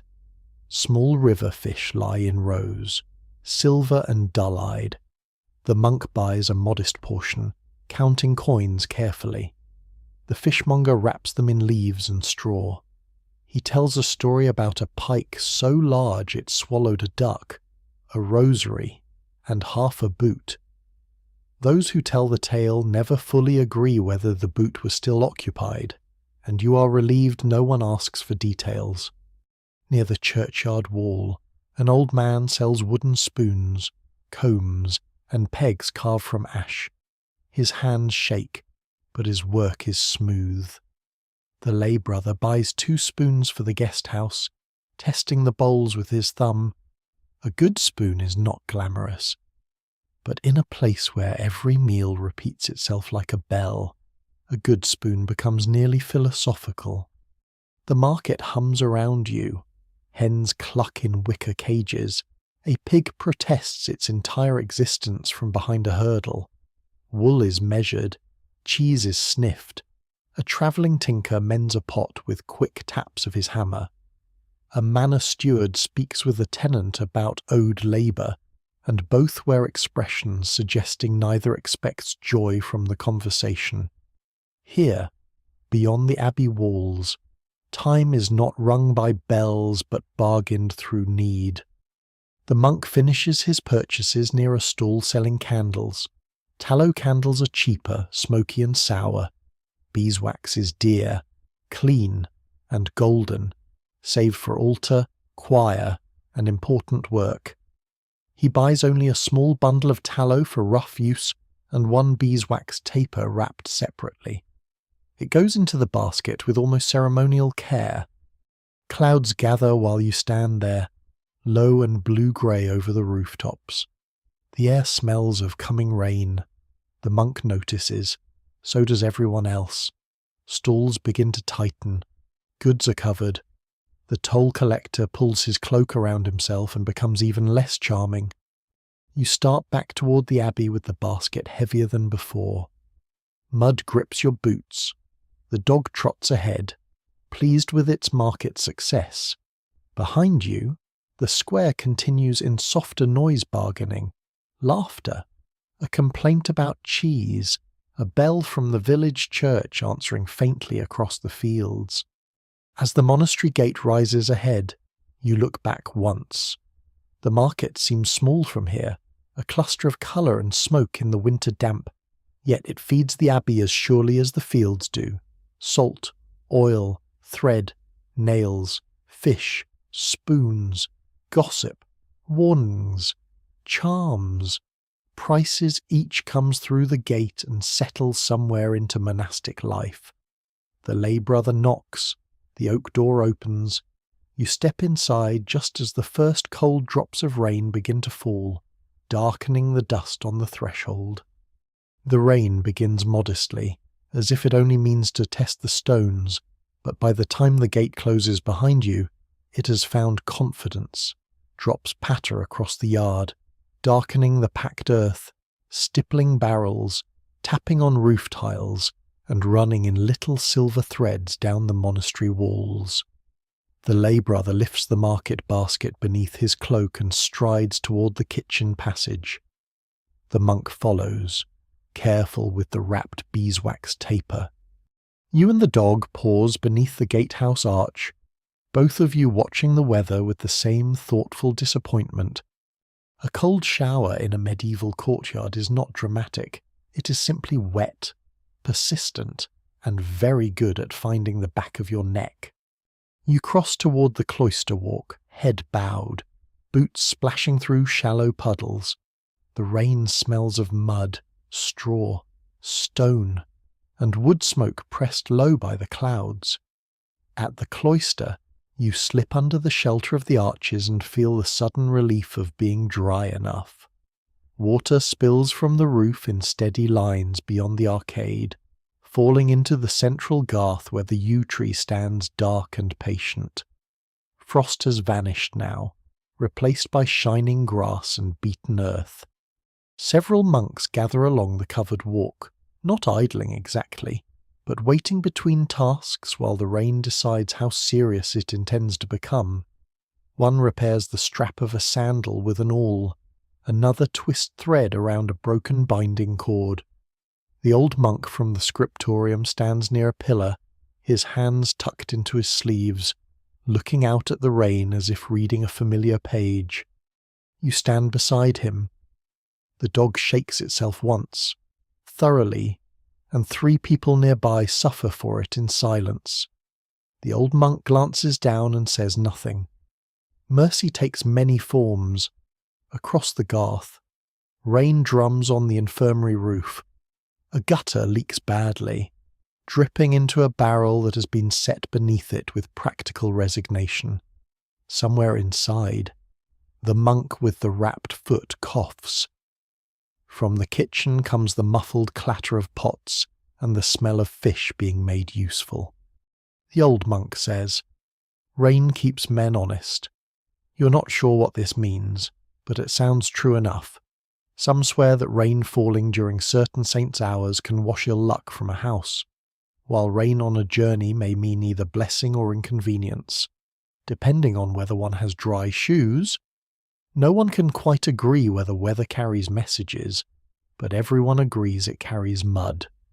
The cloister walk grows dimmer as the clouds thicken. Candles are lit in the passage near the chapter house, their little flames gold against grey stone, beeswax again, faintly sweet, sheltered from the damp. The half-burned candle you noticed earlier in the guest house comes to mind, its flame guttering and steadying, like nearly everything in this place. A novice hurries across the garth with his hood up and instantly regrets the shortcut. His sandals slap through puddles. By the time he reaches the opposite walk, his robe is soaked to the knee. The older monks do not laugh, but the silence becomes warmer around the edges. Medieval comedy often survives as a look carefully not exchanged. You continue along the cloister, moving slowly under the arches. Rain turns each view into a small framed picture. The herb garden blurred beyond a doorway, the tower rising pale and wet, the guest house roof dripping steadily, the gatehouse standing closed against the road. The world beyond the abbey has softened into mist. The market, the toll collector, the fishmonger's impossible pike, all seem farther away now, as if rain has folded a curtain between this place and every bargain outside. Near one pillar, a monk tells a quiet story to two novices while they mend a torn cloth. It concerns a bell that once rang by itself before a storm, warning an abbey to bring in its sheep.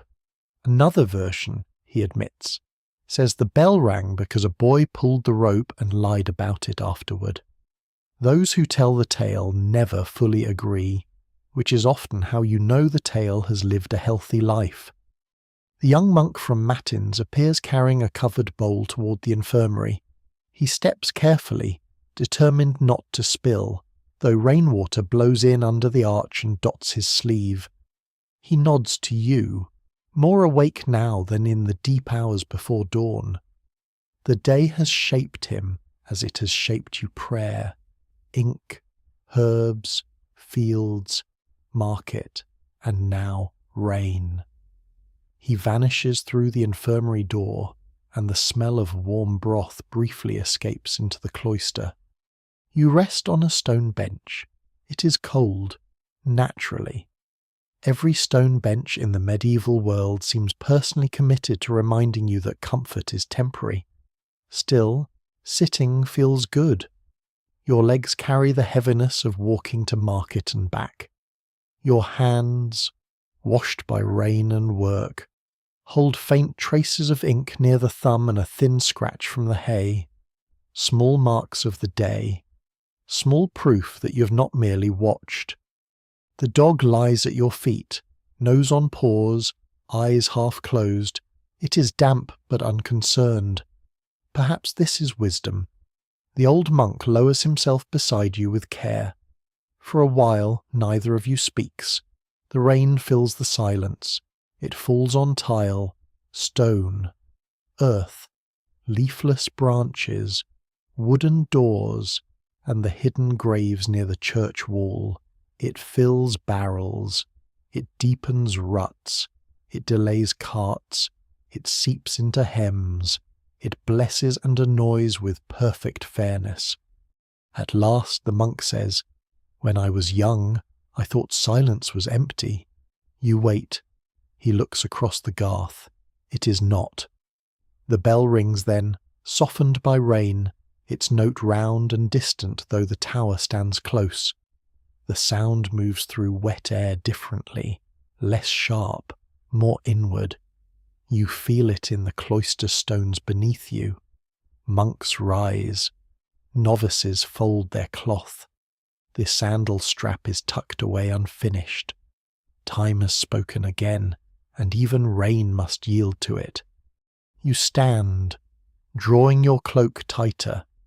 The next office approaches, or perhaps another labour, another small obedience. The monastery does not stop because the sky has opened. It simply moves under cover where it can and gets wet where it must. Before leaving the cloister, you look once more into the garth. Water beads on the yew. Little channels run through the grass. A single rosemary sprig, perhaps blown from someone's bundle or left from a charm, lies near the path, dark and fragrant in the rain. Even now, it is hard to tell whether such small things are signs, accidents, or only the world being itself. But in the quiet, with the bell fading and the dog rising beside you, it feels enough to notice. You follow the monks along the covered walk, the rain whispering just beyond reach, and the abbey gathers you deeper into its slow, damp afternoon. By the time the rain softens to a fine silver mist, the afternoon has thinned toward evening. The cloister stones shine dark beneath your feet, and every roof edge drips with slow patience. You follow the covered walk toward the church, where the next bell has already begun to gather the monastery inward. Its sound is gentler now than it was from the tower, less a command than a hand laid lightly on the shoulder. The monks move in quiet lines, robes brush damp stone, sandals whisper, a few carry candles, shielding the flames with cupped hands, and the small lights tremble gold against the grey. You join the guests near the back again, the pilgrims from the guest house standing close together, their badges dull in the wet evening air. The merchant appears too, his cloak finally dry enough to be proud of itself. Inside the church, the cold has deepened, but candlelight softens it. Vespers begins as the last daylight drains from the high, narrow windows. Voices rise slowly, fuller than at matins, warmed by the long day's work. The chant moves through the pillars, curls into the rafters, and settles over you like a wool blanket that has seen better years but still means well. Some swear evening prayers are heard more clearly because the world is tired enough to stop interrupting. No one can quite agree whether heaven prefers dawn or dusk, though after today you suspect both have strong claims. You stand with your hands tucked into your sleeves, listening. The smell of beeswax mingles with damp wool, old incense, and rain-soaked stone. The young monk sings without nodding now. The old monk's voice is low beside the others. The suspicious guardian of the relic has his eyes closed, looking almost peaceful, which is the most suspicious thing he has done all day. As the psalms continue, candles bloom one by one near the choir, each flame small but stubborn. Outside, the rain gives a last soft tapping against the roof. The bell rope hangs silent above, yet you feel its hours everywhere in your tired legs, your warmed stomach, your ink-marked thumb, your memory of fields, herbs, markets, and mud. When the final chant fades, no one rushes. The monks bow, the candles tremble. Evening folds itself around the abbey with great care. You step back into the cloister. The sky above the garth is bruised violet, and the yew tree stands black against it. Water drips from every carved edge. Somewhere in the yard, the dog gives one small bark, perhaps at a shadow, perhaps at nothing, perhaps at a theological concern only dogs can detect. The monastery settles, doors close, keys turn, fires are stirred, Supper waits somewhere in the warmth beyond the church, plain and smoky, and enough. You walk slowly toward it, carrying the hush of vespers with you, like candlelight cupped against the dark.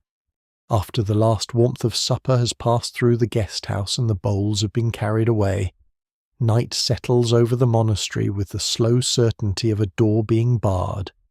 You return to the guest hall under a sky still heavy with cloud, though the rain has stopped. The yard smells of wet straw, old smoke, and cold earth. Puddles hold faint reflections of torchlight. Somewhere beyond the wall, the road lies dark and deeply rutted, waiting for morning travellers like a patient inconvenience. Inside the guest house, the fire has been fed, though not lavishly. It glows low on the hearth, sending more colour than heat into the room. Damp cloaks hang from pegs. Boots stand near the wall in uneven rows. Rushes whisper beneath tired feet. The pilgrims gather close to the fire, their faces soft with weariness, and the merchant sits with his back against the wall, pretending to check his purse while clearly fighting sleep. You take your place near the same pallet as before. The wool blanket is rough, but after the day you have had, it seems almost noble. Your body has collected the monastery in layers, smoke in your hair, mud on your boots, ink on your thumb, lavender on your sleeve, bell rope fibre in your palms. Even the cold feels more familiar now, less like an enemy and more like a resident with poor manners. The dog circles twice near your feet and lies down with a sigh so deep it might be mistaken for prayer. No one moves it. By now, the dog belongs to the guest house as much as the benches, the soot, and the suspicious draught near the door. A lay brother enters with a lantern and checks the shutters. His iron keys hang at his belt, catching the firelight. He tests the latch on the outer door, presses one palm against the wood, then lowers the bar into place. The sound is heavy and final. Outside, the monastery may be holy, but it is still the 14th century, and holiness appreciates a good lock. Some swear that iron keeps away wandering spirits as well as thieves, especially if the nail or key has been blessed, borrowed, or stolen from a church door. No one can quite agree whether spirits respect metalwork, but everyone agrees a locked door improves sleep. The lantern moves across the hall. The lay brother pauses near the old woman from the first night, who is already wrapped in her cloak, turning a wooden bead between finger and thumb. She murmurs something about St. Bridget guarding the hearth, though whether it is prayer, habit, or memory is hard to tell. The lay brother nods to her, then to you, and leaves by the side passage. His keys fade into the distance, one small clink at a time. For a while the hall remains awake in fragments. The younger pilgrim carefully unpins his badges and wraps them in cloth, as if the saints themselves need rest. The woman with the sore ankle rubs it with a little herb salve, grimacing softly. The merchant removes one boot, pauses, then removes the other with the tense concentration of a man disarming a siege engine. A hen clucks faintly from some outbuilding, confused by darkness or by life in general. You lie back and look up into the rafters. Smoke has darkened them almost black. In the firelight they seem to float above you like the ribs of an old ship. The wind moves around the building in low breaths, not fierce, only persistent, pressing at gaps, slipping under the door, finding ankles with unnecessary skill. Then the first night sound comes from outside. A footstep, soft, slow, stone, then pause, then stone again. The pilgrims grow still. The merchant opens one eye. You listen. The footstep passes beyond the wall of the guest house. Perhaps a monk crossing to the church. Perhaps the watchman. perhaps the lay brother making his rounds. The sound fades. No one speaks. Medieval nights are full of ordinary noises that arrive dressed as mysteries. Those who tell such tales never fully agree whether the cloisters are quieter by day or by night. By day, silence is chosen. By night, silence seems to choose you. The bell rings far above, a smaller sound now, muffled by walls and sleep. It marks another office for those bound to rise, or perhaps only a late hour folding into the next. You do not get up this time. The monks will go where they must. You remain under your blanket, grateful for the mercy of being only a guest. Yet even lying still, you sense the monastery moving. Somewhere, a door opens. Somewhere, a candle is lifted. Somewhere, robed figures cross cold stones toward prayer, while the world beyond the walls sleeps under thatch, cloak, and cloud. The thought makes the darkness feel less empty. All around you, unseen duties continue like hidden streams. The fire gives a soft crack. The dog twitches. The old woman's beads click once, then stop. You turn onto your side. The pallet rustles. The wool blanket scratches your chin. Through a narrow crack in the shutter, a sliver of night shows itself no stars, only thick cloud lit faintly by a hidden moon.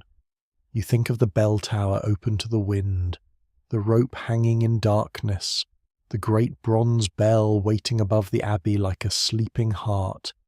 Some swear that if you hear a bell in a dream, it means a journey is changing. Others say it only means someone rang a bell near your sleeping head, which is usually the safer interpretation. Even now, it is hard to tell whether dreams bring messages or merely gather the day's scraps and sew them into strange little cloaks. Sleep comes slowly, but not harshly. It approaches through details, the smell of wet wool, the low red glow under ash, the small breathing of travellers around you, the faint drip from the eaves outside, the memory of Latin chant moving through stone, the old monk saying silence is not empty, the market woman saying a saint depends who is asking, the cook accusing the dog of theft, the dog, in fairness, offering no denial. Another footstep passes. This time you do not stiffen. You let it move through the night and away. The monastery holds you in its locked, breathing dark. It is not soft. It is not easy. The floor is hard, the blanket rough, the air cold, and somewhere a mouse is having a very successful evening. But there is shelter here. There is a fire. There are walls thick enough to turn the wind into a whisper. There are bells to name the hours when the mind loses count. Your eyes close. For a moment before sleep, you imagine the whole abbey from above church, cloister, refectory, infirmary, guest house, storehouse, stable, tower, each roof wet from rain, each wall holding its own small warmth, each sleeping body folded into the rule of night. Beyond it, the fields lie dark, the market square empty, the roadside shrine shining faintly with water. Then even that picture softens. The fire lowers, the bell fades, the dog breathes at your feet, and you drift, not away from the monastery, but deeper into it. A pale morning comes without ceremony, seeping through the cracks of the guest house shutters in thin grey lines. You wake before anyone speaks, before the fire is stirred, before the dog has decided whether the day deserves its attention. For a moment, you lie still under the rough wool blanket, listening to the monastery breathe around you. The night has not vanished all at once. It lingers in the rafters, in the cold stones beneath the rushes, in the red ash sleeping on the hearth. Then the bell rings. Not the dark, deep call that pulled you from dreams before matins, but a gentler morning sound, worn at the edges by mist. It rolls across the yard and slips into the guest house like a familiar hand. Around you, travellers stir. The younger pilgrim fumbles for his wrapped badges. The merchant sits up with the tragic expression of a man remembering he owns feet. The old woman crosses herself and murmurs a few words into her cloak. Perhaps gratitude. Perhaps a complaint addressed politely to heaven. You sit up slowly. Every part of your body remembers yesterday: the bell rope in your palms, the drainage ditch in your shoulders, the market road in your knees, the stone bench in your bones. Medieval sleep restores a person, yes, but not extravagantly. It is more of a treaty than a cure. The dog opens one eye, sees that you are awake, and closes it again. A creature of excellent priorities. The lay brother with the iron keys enters not long after, carrying a lantern, though the room is no longer fully dark. His keys sound softly at his belt, that small bright clink you know now as well as any bell. He unbars the door, and cold mist pushes in at once, smelling of wet fields, smoke, and the faint sweetness of damp hay. The world outside is pale and blurred, as if the abbey has been wrapped in wool. Road will be soft, he says. This is not a warning exactly. It is simply a fact placed before you like bread. You rise, fold the blanket as neatly as you can, and pull on your boots. They are dry enough to wear and stiff enough to resent it. Near the hearth, a small breakfast has been set for the departing guests: coarse bread, a little cheese, thin ale, and a bowl of yesterday's pottage warmed into new usefulness. Nothing is wasted here, not even soup with a history. You eat standing near the fire, letting the warmth touch your fingers. The bread is dense, the cheese sharp, the ale sour and mild. After a night under a smoky roof, it tastes almost festive. The pilgrims eat beside you, speaking softly now that departure sits among them. The woman with the sore ankle tests her foot, then nods as if bargaining with pain and winning by a narrow margin. The elderly pilgrim checks his bundle of badges. The young one pins two back on his hat, choosing them carefully, perhaps to confuse demons in the proper order. Some swear that a traveller should never leave a holy house without first touching the threshold, lest the road forget to be kind. No one can quite agree whether the road has that kind of memory, but as you approach the door, you find your hand brushing the old wood anyway. Outside, the yard lies under a low white mist. The church roof rises dark above it. The cloister arches appear and disappear as the fog moves. Smoke from the kitchen chimney climbs only a little before flattening into the air. A stable boy leads a shaggy pony across the yard, both of them looking half assembled. From somewhere near the bakehouse comes the smell of new bread beginning its day. The guest master stands near the door with a wax tablet, marking who leaves and who remains. His round face is calm, his eyes still tired. He blesses the pilgrims with a short prayer. He gives the merchant a look that may be farewell or audit. When he turns to you, he presses a small heel of bread into your hand. For the road, he says, it is not much, and yet it is everything a road understands. You tuck it into your pouch. The dog notices this at once. Its gaze follows the bread with intense spiritual concern. You tell it quietly that this is not for now. The dog does not believe you, which is fair, because you barely believe yourself. Before leaving, you walk once more toward the cloister. The old monk waits beneath an arch, hands tucked inside his sleeves, mist beads on the edge of his hood. He looks smaller in the morning light, or perhaps the abbey looks larger around him. You stop beside him without speaking. The cloister garth is pale with dew. The yew tree stands still at its centre. Rainwater from yesterday clings to the grass. The little channels in the earth are dark but no longer running. You think of the novice hurrying through puddles, the rain on stone, the monk saying silence is not empty. It feels true now in a way it did not yesterday. The old monk looks toward your boots. You carry half our field with you, he says. You glance down. Mud cakes the soles and edges. Monastery mud, market mud, ditch mud. Perhaps a small private collection of the 14th century. I will return it slowly, you say. His mouth shifts, almost a smile. Then he lifts one hand in blessing, not grandly, not as if you have become important, simply as one person marks another person's leaving. You bow your head. The gesture warms you more than the thin morning light. At the infirmary door, the young monk appears briefly with a bundle of dried herbs. He raises his hand. His face is less sleepy now, though still gentle with the unfinished dreams of early morning. Behind him, the infirmera calls for something, and he vanishes back inside. Life continues. Remedies must be sorted. Feet must be wrapped. Bitter drinks must ruin someone's morning. You pass the bakehouse and see the cook carrying loaves from the oven with a long wooden peel. Steam rises from the cracked crusts. He catches the dog edging closer and points the peel like a weapon. "Not you," he says. The dog sits instantly, pretending to be a statue of obedience. No one is fooled. Near the gate, the lay brother waits with the pilgrims and merchant.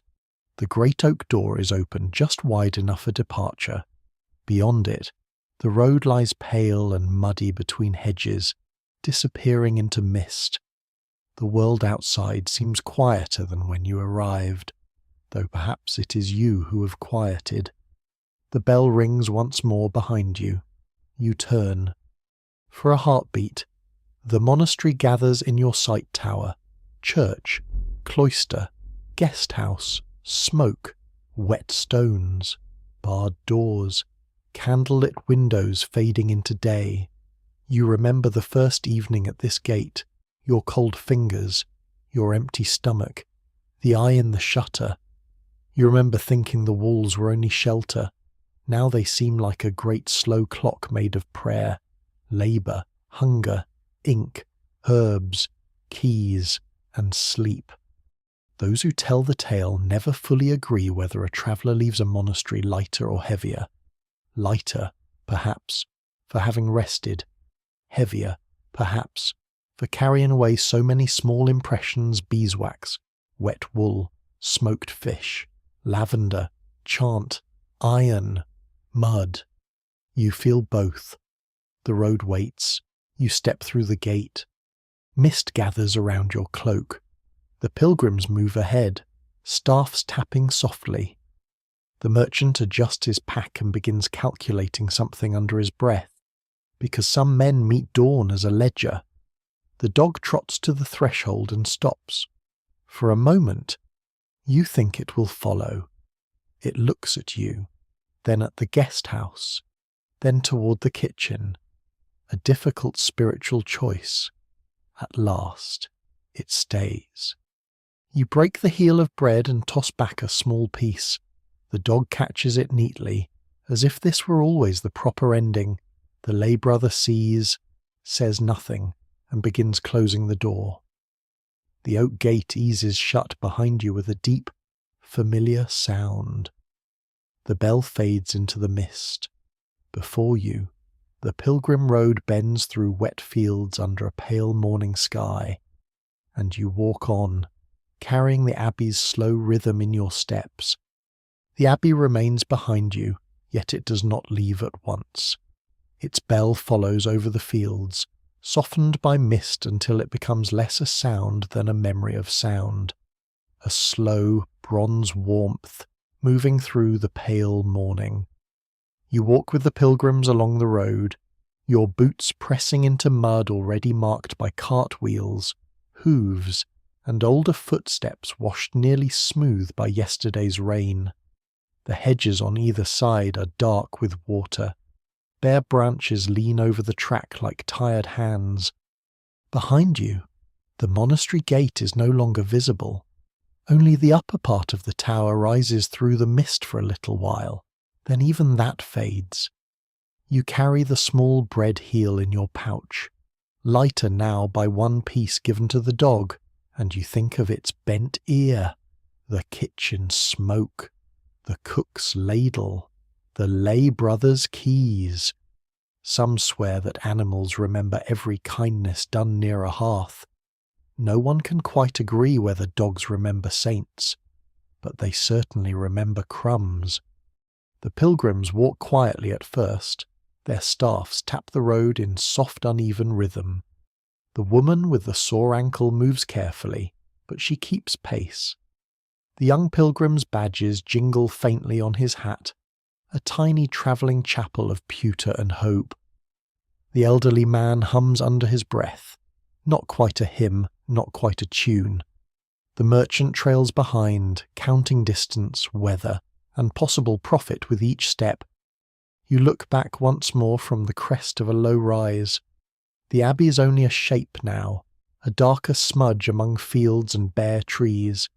Smoke lifts from it in thin lines. Somewhere within those walls, the old monk has returned to silence, the young one to his tasks, the infirmera to bitter remedies, the scribes to their ink, the lay brothers to mud and grain, the bell to waiting. The day there continues without you, slow and exact. Even now, it is hard to tell whether you have left a place or only stepped out of a rhythm. Your hands still remember the rope, your thumb still carries a shadow of ink, your cloak still smells of smoke, lavender, wet wool, and road. You walk on, but part of you remains under the cloister arches, listening to rain. The road dips toward a roadside shrine where a little stone figure stands in a niche, worn almost faceless by weather and touch. Someone has left a sprig of rosemary there, fresh enough to scent the damp air. You pause, press your fingers lightly to the stone, and move on. The mist begins to thin. Frost glimmers in the furrows. A crow lifts from a hedge and crosses the sky without hurry. The pilgrims continue ahead, smaller now in the pale light, and the abbey bell sounds once again, distant, gentle, nearly gone, and now the journey grows quieter still. You let the road soften beneath you.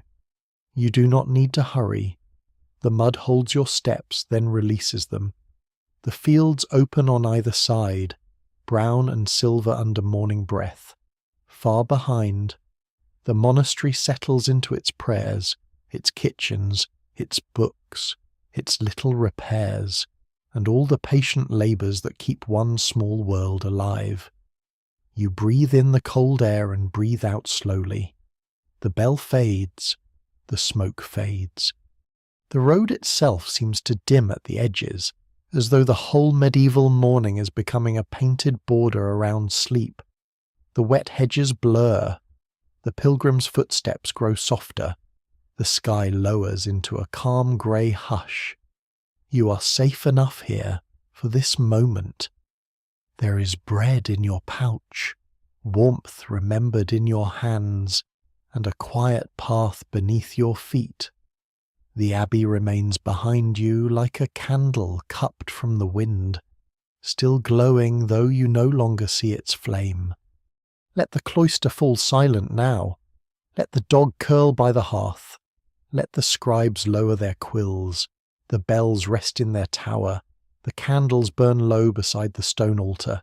Let the rain dry slowly from the roof tiles. And as the road carries you onward through mist and field and fading morning, you can loosen your hold on the day. The old walls have done their work. The night has passed. The bell has named the hours. Nothing more is needed. Only the soft breath of the fields. Only the far hush of prayer.